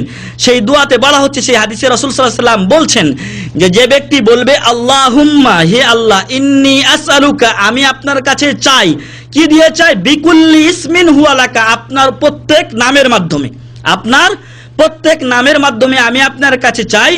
কোন নাম? সাম্মাইতা বিহি নাফসাক, যে নামগুলো দিয়ে আপনি নিজেই নিজের নাম করণ করেছেন। আল্লাহর নাম সালাম, আল্লাহর নাম আজিজ, আল্লাহর নাম জব্বার, কাহার, এগুলো আমরা দিয়েছি? আমরা দেই না, এগুলো কে দিয়েছেন? মহান রব্বুল আলামিন দিয়েছেন। ওই নামগুলো দিয়ে আমি চাচ্ছি। আও আনজালতাহু ফি কিতাবিকা, অথবা ওই নামগুলো আপনি কোথায় নাজিল করেছেন? আপনার কিতাব আল কোরআনুল কারীমে ওই নামগুলো বর্ণনা করেছেন। আও আল্লামতাহু আহাদাম মিন খালকিকা, অথবা আপনার কোন বান্দাকে আপনি শিক্ষা দিয়েছেন, তিনি কে? মুহাম্মদুর রাসূলুল্লাহ সাল্লাল্লাহু আলাইহি ওয়াসাল্লাম। তো এই নামগুলো দিয়ে আপনার কাছে আমি চাচ্ছি। অথবা কি? আও ইস্তাসারতা বিহি ফি ইলমিল গায়বি ইনদাক, অথবা ওই নামগুলো দিয়ে আমি আপনার কাছে চাচ্ছি যেগুলো আপনি আপনার কাছে ইলমে গায়বে রেখে দিয়েছেন, ওগুলো কাউকে দেননি, বলেননি। আনতা জালাল কুরআনাল আযীমা রাবিআ কলবি, আপনি আমার কোরআনকে আমার হৃদয়ের প্রশান্তির কারণ করবেন। ওয়াজালা হাজানি, আমার চিন্তা দূর করার কারণ বানাবেন। ওয়াজিহাবা হাম্মি, আমার যাবতীয় টেনশন যেন মুক্ত হয়ে যায়, এই ব্যবস্থা করবেন। কোরআনের মাঝে আমার জন্য এই বরকত আপনি দিয়ে দেন। রাসূল সাল্লাল্লাহু আলাইহি ওয়াসাল্লাম হাদিসের শেষে বলছেন যে আল্লাহ তার অন্তর থেকে যাবতীয় চিন্তা ভাবনা কি করবেন? দূর করে দিবেন। সুবহানাল্লাহি ওয়া বিহামদিহি। তাই এই দোয়াটা মুখস্থ করতে হবে। আরেকটা হাদিস আমরা বলি যে আল্লাহর নাম 99টিতে সীমাবদ্ধ নয়, এটা একটা দলিল। যেই নামগুলো আল্লাহ তার কাছে রেখে দিয়েছেন কাউকে বলেননি, তাহলে আমরা সেগুলো তো বলতে পারছি না। সেই নামগুলো কি? রাসূল সাল্লাল্লাহু আলাইহি সাল্লাম বলছেন, কাল কিয়ামতের ময়দানে, যেটা আমরা জুমার মসজিদে বলে এসেছি, যখন সকল নবীর কাছে সকল উম্মতেরা গিয়ে ব্যর্থ হবেন, তখন কার কাছে আসবেন? মুহাম্মদুর রাসূলুল্লাহ সাল্লাল্লাহু আলাইহি ওয়াসাল্লামের কাছে আসবেন, এবং মুহাম্মদ সাল্লাল্লাহু আলাইহি ওয়াসাল্লাম বলবেন, আনা লাহা, আমি এই সুপারিশের হকদার বা যোগ্য। অতএব তিনি সিজদায় পড়ে যাবেন। সিজদায় পড়ে যাওয়ার পর রাসূল সাল্লাল্লাহু আলাইহি ওয়াসাল্লাম বলছেন যে ওই সময় আল্লাহ তাআলা আমার কাছে এমন কিছু তার নাম এবং কালিমা ইলহাম করবেন, শিক্ষা দিবেন, আমার অন্তরে সৃষ্টি করে দিবেন, যেটা আমি দুনিয়াতে এখন জানি না। ওই নামগুলো দিয়ে, ওই কালিমাগুলো দিয়ে তিনি আল্লাহকে ডাকবেন। আল্লাহ তাআলা তখন খুশি হয়ে বলবেন, ইরফা রাসাক, তুমি তোমার মাথা তুলো। তাশফা তুশাফা, তুমি সুপারিশ করো, তোমার সুপারিশ গ্রহণ করা হবে। ওয়াকুল তুসমা, আপনি বলুন, আপনার কথা শোনা হবে। সুবহানাল্লাহি ওয়া বিহামদিহি। তো প্রিয় ভাই এবং বন্ধুগণ, বুঝাতে চেয়েছিলাম যে কিছু কালিমা আছে, যেই নাম আছে, ওই নামগুলো তখন আল্লাহ তাকে শিক্ষা দিবেন, যেটা এখনো দুনিয়াতে আল্লাহ তাআলা নাজিল করেননি। তাহলে আল্লাহর নাম 99 এ সীমাবদ্ধ নয়, বরং 99 এর অধিক। তবে ওই নামগুলো আল্লাহ তার কাছে রেখে দিয়েছেন। আর এই 99টি নাম হেফাজত করলে জান্নাতে যাওয়া যাবে। এই হেফাজতের অর্থ কি? ব্যাখ্যাটা কি? মানে আহসাহার ব্যাখ্যা কি? এই আহসাহার ব্যাখ্যা হচ্ছে 3টি পর্যায়ে এই নামকে হেফাজত করতে হবে। 1 নাম্বার, নামগুলো মুখস্থ করতে হবে। আছে কি কারো 99টি নাম মুখস্থ? মাশাআল্লাহ। যদি না থাকে তাহলে আল্লাহর নামগুলো মুখস্থ করার চেষ্টা করবেন। এবং 2 নম্বরে হচ্ছে এই নামগুলোর অর্থ জানতে হবে। আল্লাহর নাম রহমান, রহিম, সালাম, কুদ্দুস, জব্বার, কাহার, এগুলোর অর্থ কি? অর্থ জানতে হবে। এরপরে ওই অর্থ অনুযায়ী আমল করতে হবে। অর্থ অনুযায়ী আমল করতে হবে। আল্লাহ যখন বলছেন আমি কঠোর, তখন আল্লাহর কঠোর থেকে বাঁচার জন্য যেগুলো আল্লাহ করতে বলেছেন সেগুলো করতে হবে। আল্লাহর যেই নাম আছে সেই নাম দিয়ে আপনার যখন যে বিষয়ের দরকার হবে, আল্লাহ তুমি শেফাদাতা, আরোগ্য দানকারী, রোগ মুক্তিকারী, আপনি আমাকে আমার রোগ মুক্তি দান করুন, এই সকল দোয়া এইভাবে করতে হবে। এটা হচ্ছে আমল করা। তাহলে 3টি স্তরে আল্লাহর নামগুলো হেফাজত করা হয়। 1 নাম্বার মুখস্থ করতে হবে, 2 নাম্বার অর্থ জানতে হবে, 3 নাম্বার সে অনুযায়ী আমল করতে হবে, তবে আমি আপনি আল্লাহর নামগুলো হেফাজত করলাম, ইহসা করলাম, এবং এর বিনিময়ে আল্লাহ কি ওয়াদা দিয়েছেন? দাখালাল জান্নাহ, জান্নাতে প্রবেশ করবে ইনশাআল্লাহ। এমনই ভাবে আল্লাহর কিছু সিফাত আছে আর কিছু নাম আছে, আর প্রত্যেকটি নামের যে অর্থ সেটাও আল্লাহর একটা সিফাত। বুঝাতে পেরেছি? যেরকম আল্লাহর হাত আছে, তাই না? এটা আল্লাহর গুণ। আপনার হাত আছে, আপনার হাত থাকাটা আপনার গুণ, আর যার হাত নাই ওটা ওর ঘাটতি, ত্রুটি, তাই না? ঠিক এমনই আল্লাহর হাত আছে, আল্লাহর চোখ আছে, আল্লাহর চেহারা আছে, আল্লাহর যে সকল জিনিসের বা পায়ের গোছা, যেটা আমরা বলি পায়ের গোছা আছে, যে সকল জিনিস আল্লাহ নিজের জন্য সাব্যস্ত করেছেন সেগুলো আল্লাহর আছে। অতএব এগুলো আল্লাহর গুণ, এগুলো আল্লাহর নাম না। এগুলো আল্লাহর গুণ, এগুলো আল্লাহর নাম না। আর আল্লাহর যে সকল নাম, 99টি নাম আমরা বললাম, প্রত্যেকটি নাম আল্লাহর সিফাত, প্রত্যেকটি নামে আল্লাহর সিফাত রয়েছে বা গুণ রয়েছে। যেরকম আসসালাম আল্লাহর নাম, যেমন শান্তি দেওয়াটা আল্লাহর গুণও বটে। এমনই ভাবে রহমান, আল্লাহ যেরকম দয়ালু, এটা তার নাম, ঠিক এমনই দয়া করা কার গুণ? আল্লাহর গুণ। প্রত্যেকটা নাম গুণকে অন্তর্ভুক্ত করে, শামিল করে। বুঝাতে পেরেছি? তাহলে আমরা বুঝলাম যে আল্লাহর নাম রয়েছে 99-এর অধিক, এবং এগুলো যদি মুখস্থ করি, হেফাজত করি এবং এই অনুযায়ী আমল করি, তাহলে জান্নাতের প্রতিশ্রুতি দেওয়া হয়েছে। সাথে সাথে আল্লাহর সিফাত আলাদা আর নাম আলাদা, আর প্রত্যেকটি নাম এর মাঝে সিফাত বা গুণ অন্তর্ভুক্ত রয়েছে। এমনই ভাবে বলা হচ্ছে, আনাস রাদিয়াল্লাহু আনহু বলছেন যে কানা রাজুলুম মিনাল আনসারি ইয়াউমুহুম ফি মসজিদি কুবা। একজন ব্যক্তি, আনসারদের একজন ব্যক্তি বা সাহাবী, তিনি মসজিদে কুবাতে তাদের ইমামতি করতেন। ফাকানা কুল্লামা ইফতাতাহা সূরাতান ইয়াকরাউ বিহা লাহুম ফিস সালাতি মিম্মা ইয়াকরাউ বিহি ইফতাতাহা বিকুল হুয়াল্লাহু আহাদ। ওই সাহাবী ইমামতি করতেন, ইমামতি করতে গিয়ে সর্বপ্রথম সূরা ইখলাস পড়তেন, সূরা ফাতিহা পড়লেন, আল্লাহু আকবার বলে সানা পড়লেন, দোয়া ইস্তিফতা পড়লেন, তারপরে সূরা ফাতিহা পড়ার পরে কি পড়তেন? সূরা ইখলাস পড়তেন, তারপরে আবার আরেকটা সূরা মিলাতেন। বুঝতে পেরেছি? আরেকটা সূরা প্রত্যেক রাকাতে উনি মিলাতেন। এবার ঘটনা ঘটলো, হাত্তা ইয়াফরুকা মিনা সুম্মা কানা ইয়াকরাউ সূরাতান উখরা মাআহা ওয়া কানা ইয়াসনাউ যালিকা ফি কুল্লি রাকাহ। প্রত্যেক রাকাতেই এরকম তিনি করতেন। ফাকাল্লামাহু আসহাবুহু ফাকালু ইন্নাকা তাফতাহু বিহাযিহি সূরা সুম্মা লা তারা আন্নাহা তুজজিউকা হাত্তা তাকরাউ বিল উখরা। যে তুমি প্রত্যেক রাকাতে সূরা ইখলাস পড়ছো, তারপরে আবার মনে করছো যে এই সূরাটা যথেষ্ট নয়, তাই আরেকটা সূরাও পড়ছো। ফাইম্মান তাকরা বিহা, হয় তুমি সূরা ইখলাসই পড়বে, ওয়া ইম্মান তাদাহা ওয়া তাকরা বি উখরা, আর নয় সূরা ইখলাস ছেড়ে দিয়ে অন্য সূরা তুমি পড়ো। দুটার একটা করো, হয় এটা পড়বে না অন্যটা পড়ো, দুটাই একসাথে সবসময় পড়ো, এটা কেমন কথা? ফাকালা মা আনা বিতারিকিহা, উনি বললেন যে আমি এটা ছাড়বো না, সূরা ইখলাস আমি পড়বো, তারপরে অন্য সূরা আমি মিলাবো। তারপর বললেন ইন আহবাবতুম আন আউম্মাকুম বিযালিকা ফাআলতু ওয়া ইন কারিহতুম তারাকতুকুম। যদি তোমরা ভালো মনে করো আমি এভাবেই নামাজ পড়াবো, যদি ভালো মনে করো তো আমাকে রাখো, আর না মন চাইলে তোমরা আমাকে বাদ দিতে পারো। তোমরা যদি এটা অপছন্দ করো তাহলে আমি তোমাদের আর ইমামতি করব না, ইমামতি করা ছেড়ে দিব। ওয়া কানু ইয়ারাউনা আন্নাহু মিন আফযালিহিম। আর কুবাবাসী, মসজিদে কুবা যেখানে গেলে 2 রাকাত অথবা এক ওয়াক্ত সালাত না পড়লে কি ফজিলত রয়েছে? একটা উমরা করার ফজিলত রয়েছে। যাই হোক, তো সেই মসজিদের অধিবাসীরা দেখলেন যে উনি বা ওই সাহাবী যিনি প্রত্যেক রাকাতে সূরা ইখলাস পড়েন, উনি উনাদের মাঝে সবচেয়ে বেশি ভালো কিরাত জানেন এবং ভালো ব্যক্তিও বটে। ওয়াকারিহু আইয়াউম্মাহুম গায়রুহু, উনি ছাড়া কেউ তাদের ইমামতি করুক এটাও তারা চাইলেন না বা চান না। ফালাম্মা আতাহুমুন নবিয়্যু সাল্লাল্লাহু আলাইহি ওয়াসাল্লাম আখবারুহুল খবর। আল্লাহ রাসূল সাল্লাল্লাহু আলাইহি ওয়াসাল্লাম মাঝে মাঝে মসজিদে কুবাতে যেতেন, কারণ এই মসজিদে কুবা কে তৈরি করেছেন? রাসূল সাল্লাল্লাহু আলাইহি সাল্লাম নিজে তৈরি করেছেন, এবং মসজিদে নববীর পূর্বেই মসজিদে কুবা তৈরি করা হয়েছে। ফাকালা ইয়া ফুলান, তো তাকে যখন বলা হলো, রাসূল সাল্লাল্লাহু আলাইহি সাল্লামকে তারা সংবাদটা দিলেন যে আমাদের এই ইমাম প্রত্যেক রাকাতে সূরা ইখলাস পড়ে, সাথে আরেকটা মিলাই, আমরা তাকে এরকম বললাম তো সে ছাড়ে না। তখন আল্লাহ রাসূল সাল্লাল্লাহু আলাইহি সাল্লাম বললেন যে হে অমুক, মা ইয়ামনাউকা আন তাফআলা মা ইয়ামুরুকা বিহি আসহাবুকা, তোমার সাথীরা যে কথা বলছে ওটা মানতে তোমার বাধা কোথায়?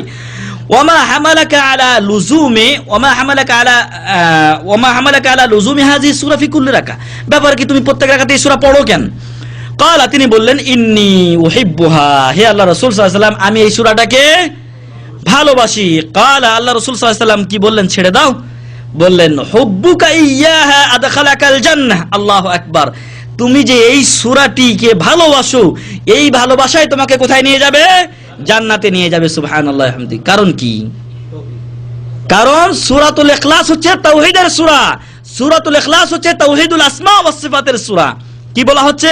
কুল হুয়াল্লাহু আহাদ, বলে দাও আল্লাহ এক অদ্বিতীয়। এটা কি গুণ আল্লাহর? আল্লাহ এক অদ্বিতীয়। আল্লাহুস সামাদ, আল্লাহ অমুখাপেক্ষী। আল্লাহর নামও বটে সামাদ একটা, এবং আল্লাহ অমুখাপেক্ষীও বটে। লাম ইয়ালিদ ওয়া লাম ইউলাদ, আল্লাহ কাউকে জন্ম দেননি, কারো কাছ থেকে জন্মগ্রহণ করেননি। ওয়া লাম ইয়াকুল লাহু কুফুয়ান আহাদ, আল্লাহর সমকক্ষ কেউ নেই। এগুলো কি? আল্লাহর নাম ও গুণাবলীতে সমৃদ্ধ এই সূরা। এজন্য আল্লাহ রাসূল সাল্লাল্লাহু আলাইহি ওয়াসাল্লাম বললেন, এই সূরাকে ভালোবাসাই তোমাকে জান্নাতে নিয়ে যাবে। রাওয়াহুল বুখারী ফি সহিহ, এমনি কিতাবের হাদিস না, এটা বুখারী শরীফের হাদিস। এমনই ভাবে আয়েশা রাদিয়াল্লাহু আনহা বলছেন যে রাসূল সাল্লাল্লাহু আলাইহি ওয়াসাল্লাম একটা সেনাবাহিনী পাঠালেন এক এলাকায়, এবং তাদের একজন ইমামতি করতেন প্রত্যেকবার। ইনি তো শুরুতে পড়তেন, ইনি করেন কি শেষে পড়েন। প্রথমে একটা সূরা পড়েন, কথার কথা সূরা ফাতিহা পড়লেন, তারপরে সূরা বাকারাই পড়লেন, অথবা সূরা কাফিরুন পড়লেন, এরপরে আবার সূরা ইখলাস উনি পাঠ করেন। ফালাম্মা রাজাউ যাকারু যালিকা লিন-নবী সাল্লাল্লাহু আলাইহি ওয়াসাল্লাম, যখন তারা ফিরে আসলেন তখন রাসূল সাল্লাল্লাহু আলাইহি ওয়াসাল্লামকে বললেন যে আমাদের এই সাথী প্রত্যেকবার সূরা একটা মিলার পর আবার সূরা ইখলাস মিলাই। ফাকালা সালুহু লিআই শাইইন ইয়াফআলু যালিক, রাসূল সাল্লাল্লাহু আলাইহি ওয়াসাল্লাম বললেন যে আমাকে না জিজ্ঞাসা করে ওকে জিজ্ঞাসা করো কেন সে এরকম করে। ফাসালুহু ফাকালা লিআন্নাহা সিফাতুর রহমান, যখন তারা জিজ্ঞাসা করলো তখন তিনি বললেন যে এই সূরাতে আল্লাহর বেশ কিছু গুণাবলী রয়েছে, এজন্য আমি এই সূরাটি প্রত্যেক রাকাতে পড়তে ভালোবাসি। ওয়া আনা উহিব্বু আন আকরা বিহা। ফাকালা an-নবী সাল্লাল্লাহু আলাইহি ওয়াসাল্লাম, আল্লাহ রাসূল সাল্লাল্লাহু আলাইহি ওয়াসাল্লাম বললেন আখবিরুহু আন্নাল্লাহ তাআলা ইউহিব্বুহু, তোমরা তাকে সংবাদ দাও, তাকে এটা জানিয়ে দাও যে আল্লাহ কি করেন? তাকে ভালোবাসেন। সুবহানাল্লাহ। কারণ সে আল্লাহর সিফাতকে ভালোবাসে। আল্লাহকে যে ব্যক্তি ভালোবাসে আল্লাহ তাকে ভালোবাসবেন না? আল্লাহ অবশ্যই প্রতিদান দিবেন, বরং আরো বেশি দিবেন। আমি আপনি যে জান্নাত, ইনশাআল্লাহ আল্লাহ তাআলা আমাদেরকে জান্নাত দান করুন, আল্লাহুম্মা আমিন। যে জান্নাত আমরা পাবো, সেই জান্নাত আমাদের কৃতকর্মের সমপরিমাণ কি? কোশ্চিন কালেও না। আমাদের কৃতকর্ম, আমাদের আমল জান্নাতের তুলনায় কিছুই না। তো আল্লাহ তাআলা যেটা জান্নাত দিবেন এটা কি? হাদিয়া, আমাদের জন্য উপহার। আমরা কিছু ভালো কাজ করেছি, তখন আল্লাহ বাকিটা সহজ করে দিবেন। যে কথা বলছিলাম যে আল্লাহ তাআলা ভালোবাসবেন, কারণ ওই লোক আল্লাহর গুণকে ভালোবাসে, আল্লাহকে ভালোবাসে। রাওয়াহুল বুখারী ফি সহিহি, ওই লোকের কথা তিনি যে বললেন যে ইন্নাহা সিফাতুর রহমান, ইয়ানি আন্নাহা ইশতামালাত আলা সিফাতির রহমান, আল্লাহর গুণাবলীকে এই সূরা শামিল করে, অন্তর্ভুক্ত করে। এমনই ভাবে আমরা শুরুতেই বলেছি যে আসমা ওয়াস সিফাত যখন আমরা বিশ্বাস করব, আল্লাহর নাম ও গুণাবলীর ক্ষেত্রে যখন আমরা ঈমান আনবো, আল্লাহকে একক বলে জানবো, তখন আমাদের জন্য ফরজ বা ওয়াজিব একই।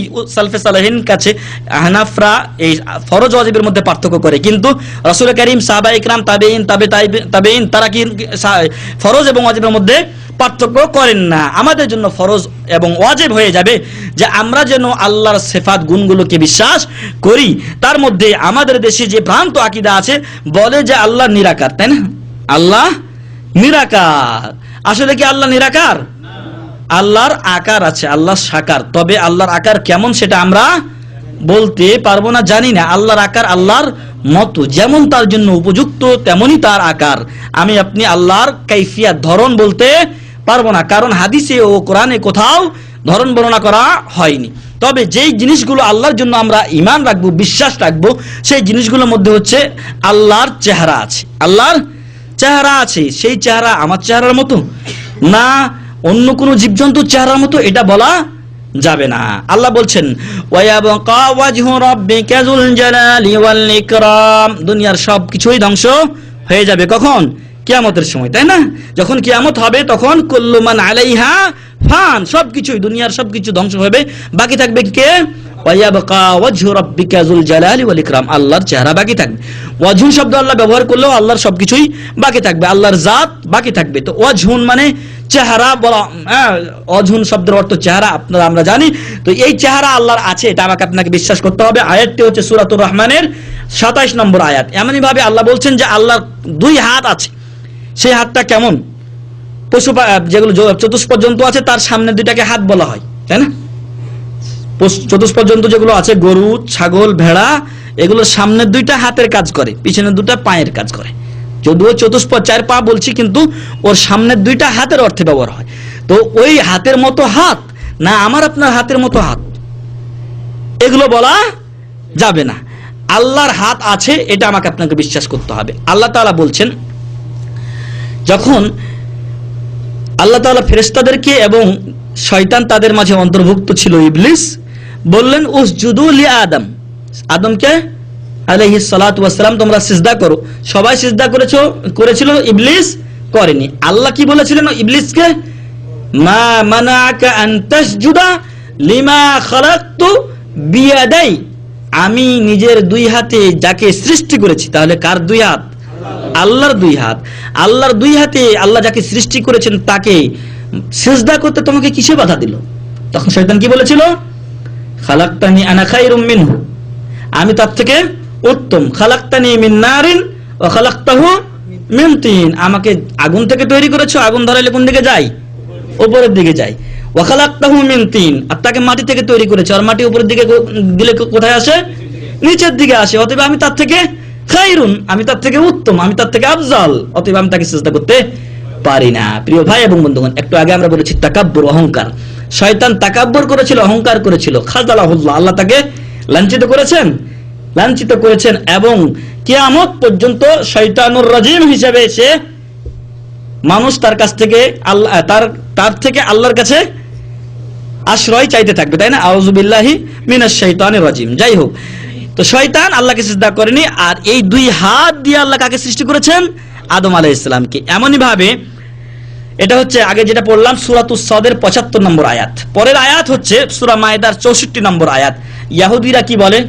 ইয়াদুল্লাহি মাগলুলা, আল্লাহর 2 হাত বাঁধা, এরকম থাকা, এটাকে মাগলুলা বলা হয়। কিছু করতে পারে না, কয়দিকে বেঁধে দেয় না, এভাবে যখন বেঁধে দেয় তখন সে কি? মাগলুল। কোরআনে বলা হয়েছে খুযুহু ফাগুল্লু, ওকে ধরো এবং তাকে বাঁধো, পাকড়াও করো। ঠিক এমনই ইহুদিরা বলছে আল্লাহর ব্যাপারে যে ইয়াদুল্লাহি মাগলুলা, আল্লাহর 2 হাত বাঁধা, আল্লাহ খরচ করেন না। তখন আল্লাহ বললেন যে বাল ইয়াদাহু মাবসুত গুল্লাত আইদিহিম ওয়া লুইনু বিমা ক্বালু, তাদের হাতই বাঁধা, তাদের হাত বাঁধা অবস্থায় হয়ে যাক। ওয়া লুইনু বিমা ক্বালু, তাদের কথার কারণে তারা যে করেছে এই জন্য তারা অভিশপ্ত হোক। বাল ইয়াদাহু মাবসুতাতান, আল্লাহর 2 হাত প্রশস্ত, খোলা, উন্মুক্ত। ইউনফিকু কাইফা ইয়াশা, যেভাবে ইচ্ছা আল্লাহ ব্যয় করেন, দান করেন। প্রিয় ভাই এবং বন্ধুগণ, বোঝা গেল কি প্রমাণের বিষয়? আল্লাহর 2 হাত আছে না নাই? আছে। কার মতো? আল্লাহর মতো, দুনিয়ার কারো মতো নয়। এমনই ভাবে আল্লাহ তাআলা সন্তুষ্ট হন, আল্লাহ খুশি হন, তাই না? বান্দা ভালো কাজ করলে, আল্লাহর পথে আসলে, বান্দা যদি তওবা করে আল্লাহর দিকে ফিরে আসে, তাহলে আল্লাহ কেমন খুশি হন কে বলতে পারবেন? জি মাশাআল্লাহ, যে ভাই বলেছেন জাযাকাল্লাহু খায়রান। কোন ব্যক্তি মাঠে গেছে, মরুভূমিতে, সে একটু রেস্ট নিচ্ছে, তার উটটা রেখে দিয়েছে পাশে বেঁধে। উঠার পরে, ঘুম থেকে উঠার পর, রেস্ট করার পরে সে উঠে দেখছে যে তার উটটা নাই, অথচ উটের উপরে খাবার পানীয় সবকিছু আছে। এখন তার অবস্থা কেমন হবে?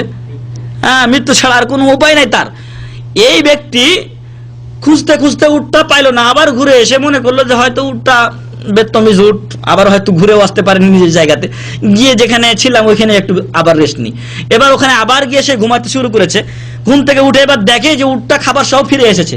তখন সে অত্যন্ত খুশি হয়ে, প্রচন্ড খুশির কারণে ভুল করে ফেলে। কি বলে? যে হে আল্লাহ, তুমি আমার বান্দা, আমি তোমার রব।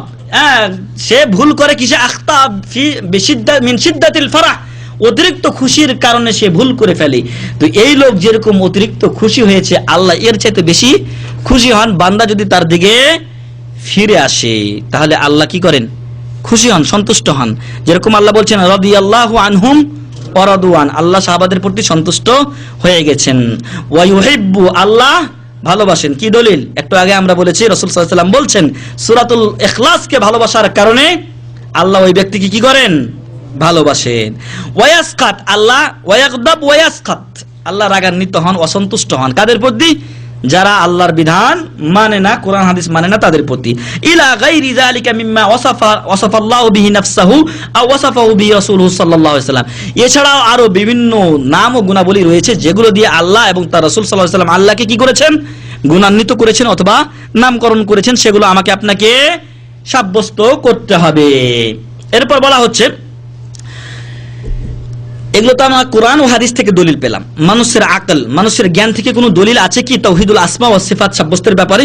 বলা হচ্ছে যে হাযিহিল মাখলুকাত আল আযীমা আলা তানাওয়ুইহা ওয়া ইখতিলাফিহা ওয়া ইনতিযামিহা ফি আদাই মাসালিহিহা ওয়া সাইরিহা ফি খুতাতিহা আল মারসুমা লাহা তাদুল্লু আলা আযামাতিল্লাহি ওয়া কুদরাতিহি ওয়া ইলমিহি ওয়া হিকমাতিহি ওয়া ইরাদাতিহি ওয়া মাশিয়াতিহি। এই যে পৃথিবীতে কত বড় বড় পাহাড় আছে, তাই না? চন্দ্র এবং সূর্য আল্লাহর বড় দুটি সৃষ্টি, দিন এবং রাত আল্লাহর দুটি বড় সৃষ্টি, এমন এভাবে জমিন আল্লাহর সৃষ্টি, তারপরে বাঘ, শিরগাল, হাতি, কত কিছু বড় বড় জন্তু আছে, কুমির আছে পানিতে, আরো কত কিছু আছে যেগুলো আমরা জানি না। তো এই সকল মানুষ এবং জিন এগুলো আল্লাহর বড় বড় সৃষ্টির মধ্যে অন্তর্ভুক্ত।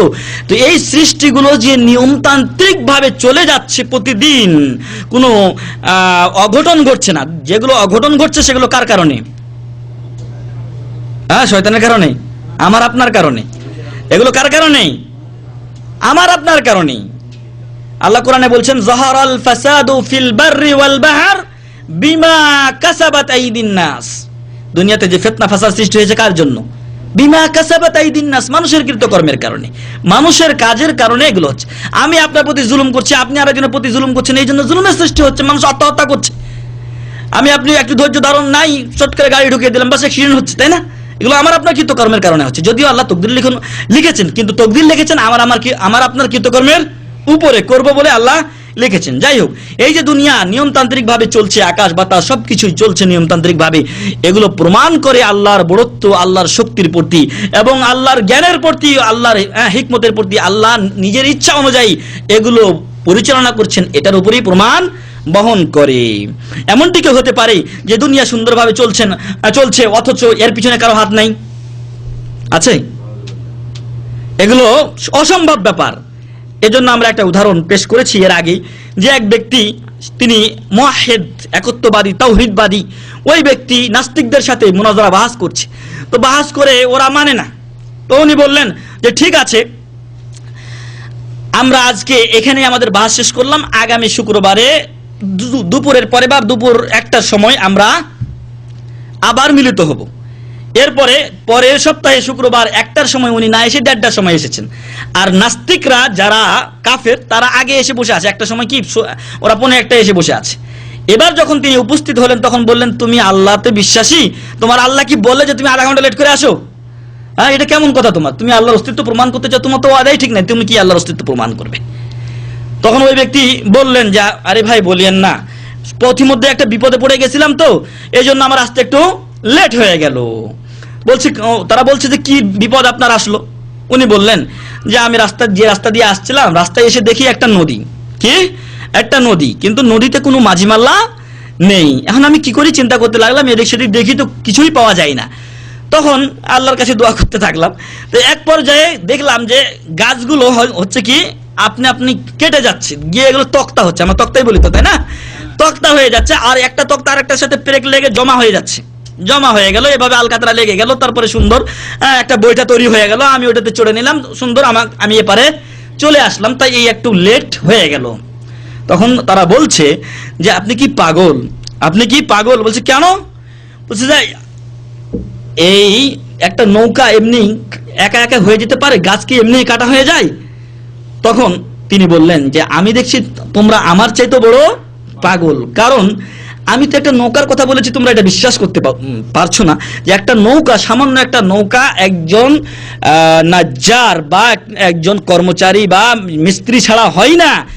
তাহলে একটা পৃথিবী নিয়মতান্ত্রিক ভাবে তারা আলো বাতাস বায়ু সবকিছু তার চলাফেরা এগুলো চলে যাচ্ছে, এগুলো কি করে সম্ভব? তখন তারা বোকা বনে গেল এবং তার প্রতি আত্মসমর্পণ করলো তার কাছে এবং ইসলাম গ্রহণ করলো। প্রিয় ভাই এবং বন্ধুগণ, বুঝাতে চাচ্ছিলাম যে এই দুনিয়া নিয়মতান্ত্রিক ভাবে চলা এটা প্রমাণ করে যে মহান রব্বুল আলামিন আছেন, এটা একটা অস্তিত্ব, এবং তিনি যে কাজগুলো করছেন সেই কাজগুলো তার ইচ্ছাই হচ্ছে। অতএব ইচ্ছাটা কি? আল্লাহর গুণ। ইচ্ছাটা আল্লাহর গুণ। এই যে বিশাল সবকিছু দুনিয়া পরিচালনা করছেন, এটার যে শক্তি লাগছে, এটাতে প্রমাণ করে যে আল্লাহর শক্তি এর চাইতে আরো বেশি। তো এগুলো আল্লাহর শক্তি, এবং এই দুনিয়ার কোনো কিছু আল্লাহর কাছে গোপন নাই। তাহলে আল্লাহর এলেম আছে এবং প্রত্যেকটি জিনিসকে আল্লাহ যথা স্থানে স্থাপন করেছেন। তাহলে বোঝা যাচ্ছে আল্লাহ হিকমতপূর্ণ হাকিম, এটাও আল্লাহর একটা গুণ। তো এগুলো এক নাম্বার আকলি বিষয়, যে দুনিয়ার সবকিছু নিয়মতান্ত্রিক চলা প্রমাণ করে যে আল্লাহর বিভিন্ন নাম গুণাবলী শক্তি রয়েছে। এমনই ভাবে মানুষের প্রতি আল্লাহ তাআলা দয়া করেন, তাই না? মানুষের প্রতি আল্লাহ দয়া করেন, ইহসান করেন, বিপদ আপদ দূর করেন। তারপরে এমনই ভাবে এই সকল বিষয়গুলো প্রমাণ করে যে আল্লাহ দয়াশীল। দয়াশীল না হলে কেন আপনার প্রতি আমার প্রতি আল্লাহ দয়া করবেন, মেহেরবান করবেন? দয়া না থাকলে, দয়াশীল না হলে কোত্থেকে রহমত করবেন? আপনার কাছে কোনো এক জিনিস না থাকলে আপনি দিতে পারবেন কি? দিতে পারবেন না। ঠিক এমনি আল্লাহ রহমান, তিনি দয়াশীল বলেই ওই রহমত থেকে মানুষকে রহমত করে থাকেন ওই নামের বদলতে। এমনই ভাবে তিনি সম্মানিত এবং তিনি দাতা বলেই যখন মানুষ বিপদে পড়ে তখন মানুষের বিপদ কি করেন? দূর করে দেন। এমনই ভাবে আল্লাহ কিছু মানুষকে শাস্তি দেন, যেটা একটু আগে আমরা বলেছি, জাপানে শাস্তি এসেছে। এমনই ভাবে আমেরিকাতেও কিছুদিন আগে শাস্তি এসেছে। এমনই ভাবে বিভিন্ন স্থানে শাস্তি হয়, টর্নেডো, ঘূর্ণিঝড়, এমনি ভাবে অগ্নিগিরি ইত্যাদি হচ্ছে না? তো এগুলো কি শাস্তি আল্লাহ তাআলার। এই শাস্তিগুলো আল্লাহ কেন দেন? রাগান্বিত হওয়ার পরেই তো দেন আল্লাহ তাআলা। তাহলে রাগ আল্লাহ তাআলা করেন, এটাও প্রমাণ পাওয়া যাচ্ছে। এবং আল্লাহ তাদেরকে অপছন্দ করেন, যাদের প্রতি শাস্তি দিয়েছেন আল্লাহ তাদেরকে পছন্দ করলে তো শাস্তি দিতেন না। আল্লাহ তাদেরকে অপছন্দ করেন বলেই শাস্তি দিচ্ছেন। তাহলে অপছন্দ করাটাও আল্লাহর গুণ, এই গুণটা আল্লাহর মাঝে আছে। ওয়া ইকরামুত তাঈন ওয়া ইসাবাতুহুম ইয়াদুল্লাহি আলা রিদওয়ানুল্লাহি আনহুম ওয়া মাহাব্বাতিহি লাহুম। এমনই ভাবে যারা আল্লাহর আনুগত্য করে ওই সমস্ত ব্যক্তিদের প্রতি আল্লাহ সন্তুষ্ট হন, এটাই প্রমাণ করে। কারণ আল্লাহ তাদের প্রতি সন্তুষ্ট হন, ফলে আল্লাহ তাদেরকে ভালো পুরস্কারে পুরস্কৃত করেন, আল্লাহ তাদেরকে জান্নাত দিবেন, দুনিয়াতেও আল্লাহ তাদেরকে বিভিন্ন জিনিস দান করবেন। তো আমরা এখান থেকে বুঝতে পারি আল্লাহর নাম ও বিভিন্ন গুণাবলী রয়েছে, সেগুলো আমাদেরকে যথাযথভাবে স্বীকার করতে হবে। এই নাম এবং গুণাবলীগুলি স্বীকার করার ব্যাপারে আহলুস সুন্নাহ ওয়াল জামাআহ, এখন আহলুস সুন্নাহ ওয়াল জামাআটা বেদাতীরাও ব্যবহার করছে। যারা বিপদগামী ওরাও আহলুস সুন্নাহ ওয়াল জামাআহ নাম ব্যবহার করে বলছে যে আমরা আহলুস সুন্নাহ ওয়াল জামাআহ। আসলে আহলুস সুন্নাহ ওয়াল জামাআহ থেকে অনেক দূরে তারা সরে আছে। এজন্য বলবো যে আহলুস সুন্নাহ ওয়াল জামাআহ তারাই যারা রাসূল সাল্লাল্লাহু আলাইহি ওয়াসাল্লাম, সাহাবায়ে কিরাম, তাবেঈন, তাবেঈন, আইম্মায়ে মুজতাহিদিনের পথে চলেন, তারাই হলেন আহলুস সুন্নাহ ওয়াল জামাআহ।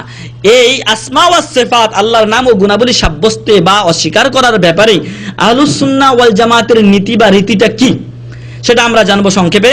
এখানে বলা হচ্ছে যে মানহাজু আহলিস সুন্নাহ ওয়াল জামাআহ মিনাস সালাফিস সালিহ ওয়া আতবাইহিম ইসবাতু আসমাইল্লাহি ওয়া সিফাতিহি। আহলুস সুন্নাহ ওয়াল জামাআহ আল্লাহর নাম ও গুণাবলীকে স্বীকার করেন, কামা ওয়ারাদাত ফিল কিতাবি ওয়াস সুন্নাহ, কোরআন ও সুন্নাতে যেভাবে এসেছে সেভাবেই তারা বিশ্বাস করেন। ওয়ায়ামবানি মানহাজহুম আলাল কাওয়াইদিত তালিয়া, তাদের মানহাজ নীতিগুলো নিম্নে বর্ণিত কায়দার উপরে স্থাপিত। কি কায়দাগুলো? কায়দাগুলো হচ্ছে আন্নাহুম ইসবিতুনা আসমা আল্লাহি ওয়া সিফাতিহি কামা ওয়ারাদাত ফিল কিতাবি ওয়াস সুন্নাহ আলা যাহিরিহা।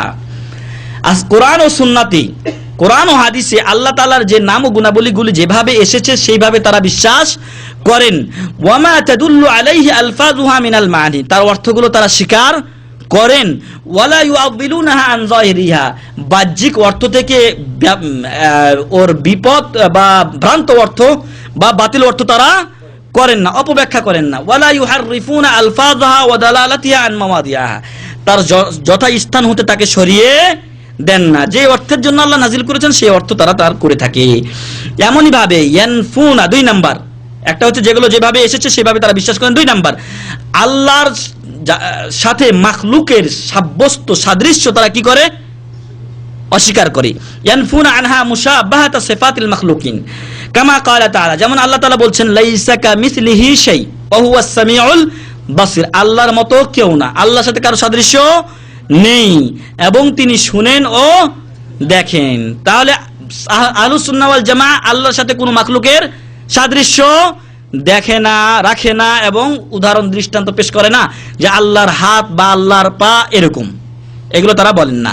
3 নাম্বার, আল্লাহর নাম এবং গুণাবলীর ক্ষেত্রে কোরআন ও হাদিসে যা এসেছে এর বাইরে তারা যান না। ফামা আসবাতাহুল্লাহু ওয়া রাসূলু মিন যালিকা আসবাতু, আল্লাহ যেগুলো এবং রাসূল যেগুলো সাব্যস্ত করেছেন সেগুলো তারা সাব্যস্ত করেন, এবং যেগুলো অস্বীকার করেছেন, নিষেধ করেছেন যে আল্লাহ শিরক থেকে মুক্ত, আল্লাহ ত্রুটি থেকে মুক্ত ইত্যাদি, এগুলো তারা অস্বীকার করেন। ওয়া মা সাকাতা আনহু আল্লাহু ওয়া রাসূলুহু সাকাতু আন, যে সকল বিষয়ে আল্লাহ এবং তার রাসূল সাল্লাল্লাহু আলাইহি ওয়াসাল্লাম কোনো কিছু বলেননি সেখানে কথা বলা আহলুস সুন্নাহ ওয়াল জামাআহ পছন্দ করেন না, সেখানে তারাও চুপ থাকেন। 4 নাম্বার, ইয়াতাকিদুনা আন্না নুসুসাল আসমাই ওয়াস সিফাতি মিনাল মুহকাম আল্লাযী ইউফহামু মা'নাহু ওয়া ইউফাসসার, আল্লাহ তাআলা যেই নামগুলো এবং সিফাতগুলো আছে এগুলো অর্থপূর্ণ এবং সেই নামগুলো অর্থ জানা যায় এবং সেগুলো তাফসীর করা যায়। ওয়ালাইসাত মিনাল মুতাশাবাহ, এবং এগুলো মুতাশাবিহ আয়াত, যেগুলো সাদৃশ্যপূর্ণ আয়াত সেগুলোর অন্তর্ভুক্ত নয়। ফালা ইউফাউবিদুনা মা'নাহা, এগুলোর অর্থ আল্লাহই ভালো জানেন। মুতাজিলা যেরকম বলে থাকে, মুতাজিলারা বলে যে এগুলো আল্লাহর ইসম, এগুলো ঠিক আছে, তবে তার অর্থ আমরা জানি না, এগুলো আল্লাহই ভালো জানে। এরকম আহলুস সুন্নাহ ওয়াল জামাআহ বলেন না, তারা এই নামগুলোর অর্থ কি করেন, জানেন এবং স্বীকার করেন।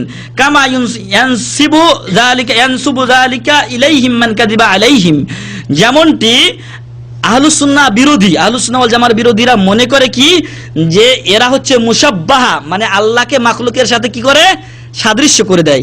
যখন এরা বলে যে আল্লাহর হাত আছে তাহলে মাখলুকের মতো হয়ে গেল হাত, এর রদ কি হবে আমরা ইনশাআল্লাহ পরবর্তীতে বলবো, হয়তো আজকে সময় হবে কিনা। আওয়ালাম ইয়ারিফ মানহাজুহুম মিন বাদিল মুআল্লিফিন ওয়াল কুত্তাবিল মুআসিরিন আওলাম ইয়ারিফ মানহাজুম, আচ্ছা যারা আহলুস সুন্নাহ ওয়াল জামাতের উপর মিথ্যারোপ করে তারা বলে যে এরা মুশাব্বাহ, আল্লাহর সাথে মাখলুকের সাদৃশ্য দেয়, অথবা এই কথাগুলো ওই সমস্ত লোকেরা বলে যারা তাদের মানহাজ নীতি রীতি সম্পর্কে জানে না, তারা তাদেরকে অপবাদ দিয়ে থাকে। এমনই ভাবে আহলুস সুন্নাহ ওয়াল জামার আকীদা হচ্ছে তাওহীদুল আসমা ওয়া সিফাতের ক্ষেত্রে যে এগুলোর কাইফিয়াত, ধরন, এগুলো তারা বর্ণনা করেন না। কি বলেন, আল্লাহই ভালো জানেন আল্লাহর কাইফিয়াত সম্পর্কে, আল্লাহর হাত কেমন, আল্লাহর চেহারা কেমন, আল্লাহর পা কেমন, আল্লাহর চোখ কেমন, যেগুলোর কথা আল্লাহ বলেছেন, সবগুলো অঙ্গের কথা আমরা বলছি না। আমরা বলছি না যে আল্লাহর হৃদয় আছে, আল্লাহর ভুঁড়ি আছে, নাউজুবিল্লাহ, আল্লাহ কিন্তু এগুলো বলেননি। আপনি যদি আপনার শরীরের যাবতীয় অঙ্গের উপরে আল্লাহর কিয়াস করেন ভুল করবেন, বুঝাতে পেরেছি? আপনার আমার যাবতীয় অঙ্গের উপরে আল্লাহর কিয়াস করা যাবে না। যে সকল বিষয়ের আল্লাহ সংবাদ দিয়েছেন, সিফাতের কথা বলেছেন, সেগুলো শুধু স্বীকার করতে হবে, সাব্যস্ত করতে হবে। বলা যাবে না যে আল্লাহর কান আছে, কারণে আরবি হচ্ছে কি ওজুন, কানের আরবি কি ওজুনুন, আল্লাহ ওজুন বলে নিজের ক্ষেত্রে কোনো শব্দ ব্যবহার করেননি, অতএব বলতে পারবেন না যে আল্লাহর ওজন আছে এবং আল্লাহর কানটা আমার কানের মতো, অথবা আল্লাহর চোখটা আমার চোখের মতো। চোখের কথা বলেছেন, চোখটা আমরা বিশ্বাস করি আল্লাহর চোখ আছে, এবং সেটা বলা হয়েছে নূহ আলাইহিস সালামের কিস্তির ব্যাপারে, আপনারা সেগুলো বিস্তারিত পড়ে নেবেন। তো আহলুস সুন্নাহ ওয়াল জামাতের আকীদা হলো কি যে আল্লাহর যে সকল সিফাতের গুণের কথা বলা হয়েছে তার ধরন আল্লাহর দিকেই তারা সুপ্রদ করে, আল্লাহই ভালো জানেন সেগুলোর ধরন আমরা জানি না। এখন আমরা এই যে পৃথিবীতে বা দুনিয়াতে বা বর্তমানেও এমন কিছু জামাত রয়েছে যারা তাওহীদুল আসমা ওয়া সিফাত অস্বীকার করে, তাওহীদুল আসমা ওয়া সিফাতের ব্যাপারে তারা পদস্খলিত হয়েছে, তাদের পরিচয় আমরা জানবো এবং তাদের প্রতিবাদে আহলুস সুন্নাহ ওয়াল জামাআহ কিভাবে জবাব দিয়েছেন সেগুলো আমরা জানবো। সংক্ষেপে বলছি, যারা পদস্খলিত হয়েছে তাওহীদুল আসমা ওয়া সিফাতের ব্যাপারে, তাদের মধ্যে একদল হলো জাহমিয়া। জাহমিয়ারা জাহাম বিন সফওয়ানের অনুসারী। কার অনুসারী? জাহাম বিন সফওয়ানের তারা অনুসারী। এই জাহাম বিন সফওয়ান তার আকীদা হলো আল্লাহর ইসম এবং গুণাবলী সবকিছুই অস্বীকার করে, তাওহীদুল আসমা ওয়া সিফাতকে এরা মানে না। বুঝাতে পেরেছি? 2 নম্বর দল হচ্ছে মুতাজিলা। মুতাজিলারা কি করে? ওহুম আতবাউ ওয়াসিল বিন আতা। ওয়াসিল বিন আতার অনুসারী কারা? মুতাজিলা। এই মুতাজিলাদের সর্দার বা আমির ওয়াসিল বিন আতা হাসান বসরি রাহিমাহুল্লাহর মজলিস থেকে তাওহীদুল আসমা ওয়া সিফাতের আলোচনা হচ্ছিল। উনি যখন বললেন আল্লাহর আকার আছে, তখন মজলিসুল হাসান আল বসরি থেকে উনি কি করেন? উঠে চলে যান। এ কেমন কথা হলো যে আল্লাহর আকার আছে? এজন্য তাদেরকে কি বলা হয়? মুতাজিলা বলা হয়। এদের আকীদা কি? ওয়া হাউলাই ইসবিতুনা আল আসমা আলা আন্নাহা আলফাজুন মুজাররাদাতুন আনিল মাআনি। এরা আল্লাহর নামগুলো স্বীকার করে, তবে ওর অর্থগুলো স্বীকার করে না। যেরকম একটু আগে আমরা বললাম আর রহমান মানে আল্লাহ দয়ালু, তাই না? তো আল্লাহর নাম রহমান ওরা বিশ্বাস করে, কিন্তু দয়ালু শব্দ যে অর্থটা আমরা করছি এটা ওরা স্বীকার করে না। ওরা বলে যে আল্লাহ এর অর্থ ভালো জানে। এমনই ভাবে ওয়ায়ানফুনা সিফাতা কুল্লাহা, যারা জাহমিয়া ওরা সব অস্বীকার করে এরা সিফাত বা গুণকে অস্বীকার করে, কিন্তু ইসমকে স্বীকার করে ঠিক, আর অর্থকে, ইসমের অর্থটাকে স্বীকার করে না। এমনই ভাবে আরেকটা তৃতীয় দল আছে, তারা হলো আশাইরা, মাতুরিদিয়া এবং তাদের অনুসারী অন্যান্যরা। তারা যেগুলো ইসম আছে ওগুলোকে স্বীকার করে, আর কিছু সিফাত গুণকে স্বীকার করে, যেগুলোর জন্য বলে যে আকল এগুলোকে সাব্যস্ত করে, জ্ঞানে বলে যে আল্লাহর এগুলো গুণ আছে, এই জন্য ওগুলোকে সাব্যস্ত করে, বাকি গুণগুলোকে কি করে ওরা অস্বীকার করে। তাহলে আমরা বুঝতে পারলাম যে যে সমস্ত দল আল্লাহর সিফাতকে এবং গুণাবলী নামসমূহকে অস্বীকার করেছে তারা কয় প্রকার? 3 প্রকার। তারা মুতাজিলা সবকিছু, জাহমিয়া সবকিছু অস্বীকার করে, অথবা মুতাজিলা সিফাতকে গুণকে অস্বীকার করে এবং ইসমকে শুধু ইসমের অর্থে ব্যবহার করে, এগুলোর অর্থ অস্বীকার করে। আর আশাইরা ও মাতুরিদিয়া এবং তাদের অনুসারীরা আল্লাহর নামগুলিকে স্বীকার করে এবং কিছু সিফাত স্বীকার করে, বাকিগুলোকে কি করে? অপব্যাখ্যা করে। বাকিগুলোকে হয় অপব্যাখ্যা করে অথবা অস্বীকার করে। এখন এরা কেন এরকম পথে গেল? এরকম পথে এরা এই জন্য, এই পথে যাওয়ার ফলে তারা কি করেছে? ويوصف هي الفرار من تشبيه الله بخلقه بزعمهم لأن المخلوقين يسمون ببعض تلك الأسماء ويوصفون بتلك الصفات فيلزم من الاشتراك في لفظ الاسم والصفات ومعناهما। তো এখন বলছে যে আমরা যদি আল্লাহর জন্য হাত, চোখ এগুলো যেগুলো আল্লাহ সাব্যস্ত করেছেন বলেছেন সেগুলো সাব্যস্ত করি, তাহলে মানুষের সাথে কি হয়? সাদৃশ্য হয়ে যায়। এখন এই সাদৃশ্য থেকে পলায়নের জন্য তারা 2টি পথ অবলম্বন করেছে। তার একটি পথ হচ্ছে যে এগুলোর অপব্যাখ্যা করা, আল্লাহর নাম ও গুণাবলীগুলোর কি করেছে? অপব্যাখ্যা করেছে। ফলে কি করেছে? আল্লাহর চেহারার অপব্যাখ্যা করে বলছে আল্লাহর জাত মানে আল্লাহ। এমনই ভাবে আল্লাহর হাতের অপব্যাখ্যা করে বলছে নিয়ামত অথবা কুদরতি হাত, আমাদের দেশে বলে না কুদরতি হাত। এই কুদরতি হাতের না এগুলো সব অপব্যাখ্যা থাকার কারণেই আমাদের যেটা কোরআন বাংলায় মালিক ফাহাদের পক্ষ থেকে বা খাদিমুল হারামাইন শরীফাইনের পক্ষ থেকে ফ্রি বিতরণ করা হচ্ছিল, সেখান থেকে আমরা আজকে এই খেদমত থেকে বঞ্চিত আছি। কারণ এখানে তাওহীদুল আসমা ও সিফাতের ব্যাপারে সম্পূর্ণটা কি করা হয়েছে? অপব্যাখ্যা করা হয়েছে, ভুল করা হয়েছে। হাতকে কুদরতি হাত বলা হয়েছে, অতএব এগুলোর কারণে এটা ব্যান করে দেওয়া হয়েছে। তাহলে বুঝতে পারলাম যে অপব্যাখ্যা করে। 2 নম্বর হচ্ছে ওয়া ইম্মা তাফবিযু মানি হাযিহি নুসুস ইলাল্লাহি তাআলা, এর অর্থগুলো তারা, নামগুলো তারা স্বীকার করে, সিফাতগুলো স্বীকার করে, কিন্তু বলে কি এগুলোর অর্থ আমরা জানি না, এগুলোর অর্থ আল্লাহই জানেন। এই সিফাতগুলো যারা অস্বীকার করেছিল তারা কারা? সর্বপ্রথম অস্বীকার করেছিল মুশরিকিনে আরব, আরবের মুশরিকরা। আল্লাহ রাসূল সাল্লাল্লাহু আলাইহি ওয়াসাল্লাম যখন হুদাইবিয়ার সন্ধি লিখছিলেন তখন লিখছিলেন বিসমিল্লাহির রহমানির রহিম, আল্লাহর নামে শুরু করছি। তখন মুশরিকরা কি বলেছিল? আল্লাহকে চিনি, বিসমিল্লাহ লেখো, কিন্তু রহমান রহিমকে আমরা চিনি না। আলী রাদিয়াল্লাহু আনহু কাতেব ছিলেন, এই সন্ধির কাতেব কে ছিলেন? আলী রাদিয়াল্লাহু আনহু। উনাকে রাসূল সাল্লাল্লাহু আলাইহি ওয়াসাল্লাম বললেন যে এটা মুছে দাও। আলী রাদিয়াল্লাহু আনহু বললেন যে না, আমি যে হাতে আল্লাহর নাম রহমান রহিম লিখেছি আমি মুছতে পারবো না। আল্লাহ রাসূল সাল্লাল্লাহু আলাইহি ওয়াসাল্লাম বলেন আমাকে দেখিয়ে দাও, আমি মুছে দিই। উনি নিজ হাতে সেটা মুছে দিয়েছিলেন। প্রিয় ভাই এবং বন্ধুগণ, তাহলে যারা আল্লাহর নাম এবং গুণাবলীকে অস্বীকার করে তারা কার ভাই? মুশরিকিনে আরবদের ভাই। এ ব্যাপারে লম্বা আলোচনা ছিল, বলার সময় নেই।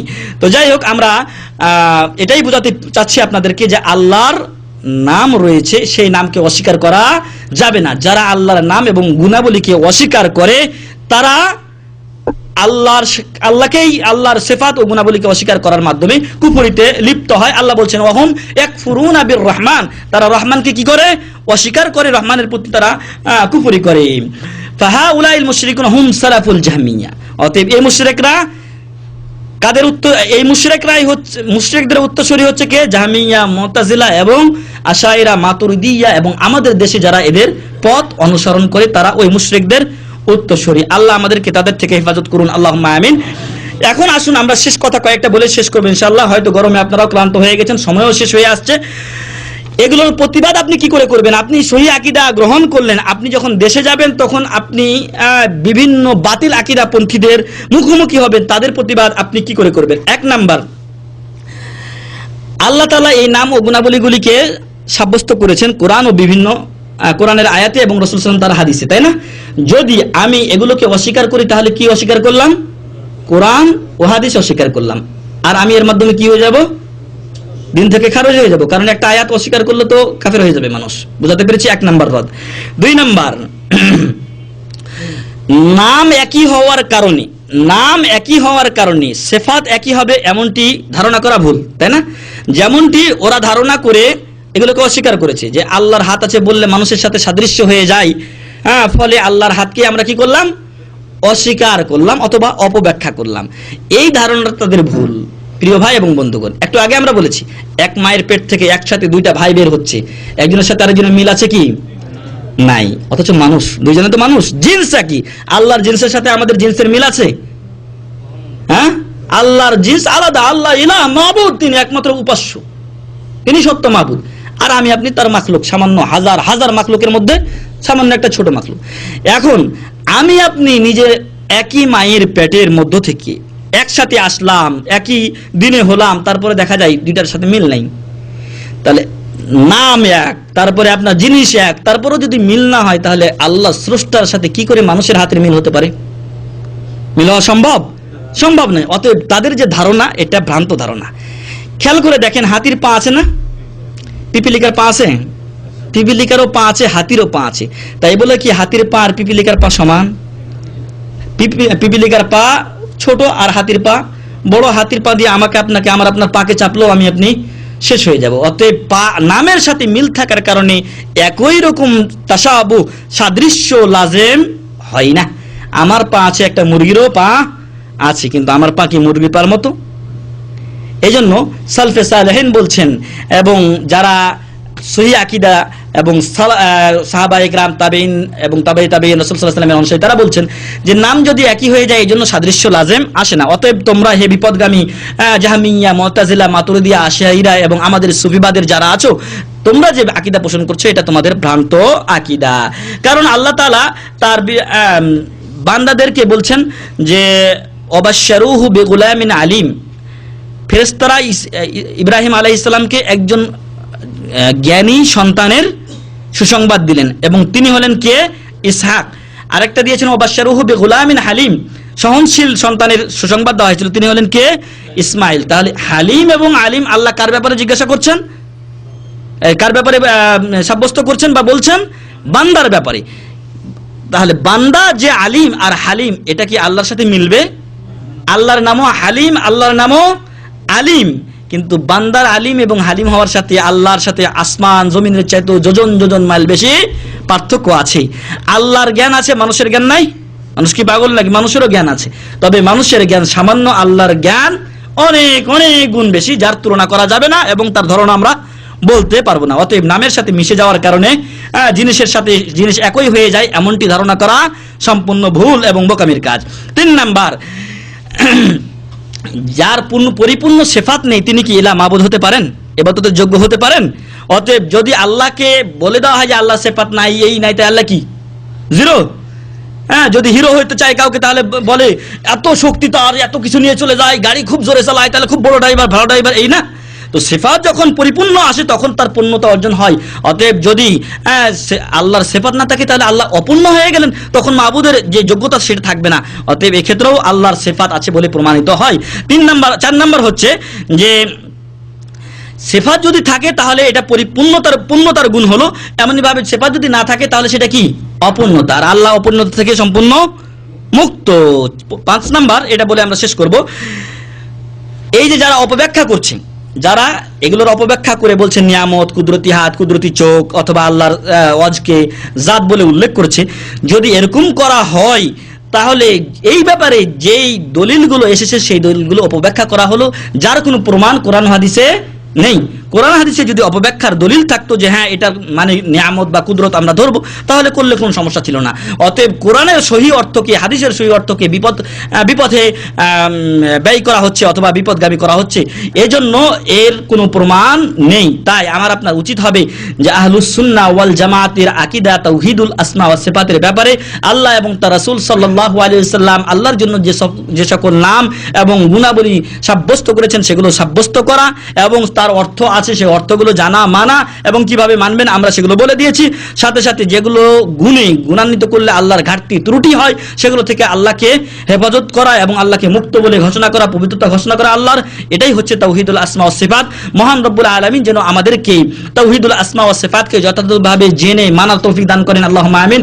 এবং পদস্খলিত জাতি যারা আছে এই ব্যাপারে, মুতাজিলা, জাহমিয়া এবং আশআইরা, মাতুরিদিয়া সহ সুফিবাদ এবং আমাদের দেশে মাযহাবী যে সকল গোলামী ভাইয়েরা আছে, তাদের থেকে আমাদেরকে হেফাজত করেন আল্লাহুম্মা আমিন, এবং তাদেরকে হেদায়েত দান করুন আল্লাহুম্মা আমিন। আল্লাহ আমাদেরকে তাওহীদের উপরে অটল রাখুন আল্লাহুম্মা আমিন, এবং তাওহীদের সুফল দুনিয়া ও আখিরাতে আমাদেরকে পাওয়ার তৌফিক দান করেন আল্লাহুম্মা আমিন। ওয়া আখিরু দাওয়ানা আলহামদুলিল্লাহি রাব্বিল আলামিন ওয়া সাল্লাল্লাহু আলা নাবিয়িনা মুহাম্মদ ওয়া আলা আলিহি ওয়া সাহবিহি আজমাইন।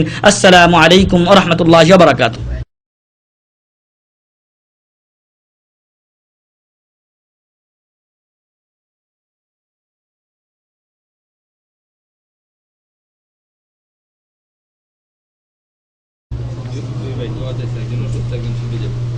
এক ভাই ছুটি যাবেন, আর এক ভাই অসুস্থ, দোয়া চেয়েছেন। যে ভাই অসুস্থ আল্লাহ তার অসুস্থতা দূর করে দিন আল্লাহুম্মা আমিন, এবং জাহারে গায়বে তার অনুপস্থিতিতে আপনারা দোয়া করবেন। সাথে সাথে আরেক ভাই ছুটিতে যাবেন, আল্লাহ যেন তাকে সুন্দরভাবে তার পরিবারের কাছে পৌঁছে দেন আল্লাহুম্মা আমিন।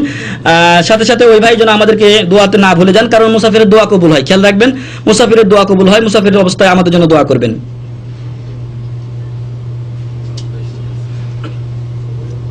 আল্লাহ খুশি হয়ে যান এই কথাটা ঠিক আছে, কিন্তু আল্লাহর মন খুশি হয়ে যায় কথাটা কি সঠিক বললে খুশি হব? জি, আল্লাহর মন কথাটা আমি হয়তো বলে ফেলেছি এর সময়, কিন্তু আল্লাহ খুশি হন ঠিক আছে, কিন্তু মন বা হৃদয় বলে যে জিনিসটা, এটা আল্লাহ কোরআনে বলেননি। আল্লাহর হৃদয়ের কথা আল্লাহ উল্লেখ করেননি, অতএব এটা বলা যাবে না। এক ভাই ইয়া ইয়া ইয়া রহমান ইয়া মালিক এগুলো সন্ধ্যায় 100 বা সকালে 200 বার, সন্ধ্যায় 100 বার পড়লে এই ফজিলত, প্রশ্ন হলো এইভাবে আমল করা যাবে কি? জি না, এগুলো আমল করা যাবে না। এই জন্য আপনাকে অনুরোধ করবো, ফাজাইল আমল আমাদের সেন্টারে আছে, যেখানে শুধু হাদিসের অনুবাদ করা হয়েছে, কোনো মকসুদুল মুমিনিন বা ফাজাইল আমলের এগুলো কোনো কথা উল্লেখ করা হয়নি। আল্লাহ রাসূল সাল্লাল্লাহু আলাইহি ওয়াসাল্লামের হাদিসের উল্লেখ করা হয়েছে যে আল্লাহ রাসূল সাল্লাল্লাহু আলাইহি ওয়াসাল্লাম এই কথাগুলো বলেছেন, শুধু অনুবাদ করে দেওয়া হয়েছে। আশা করি সেগুলো সেই বইটা পড়বেন এবং উপকৃত হবেন।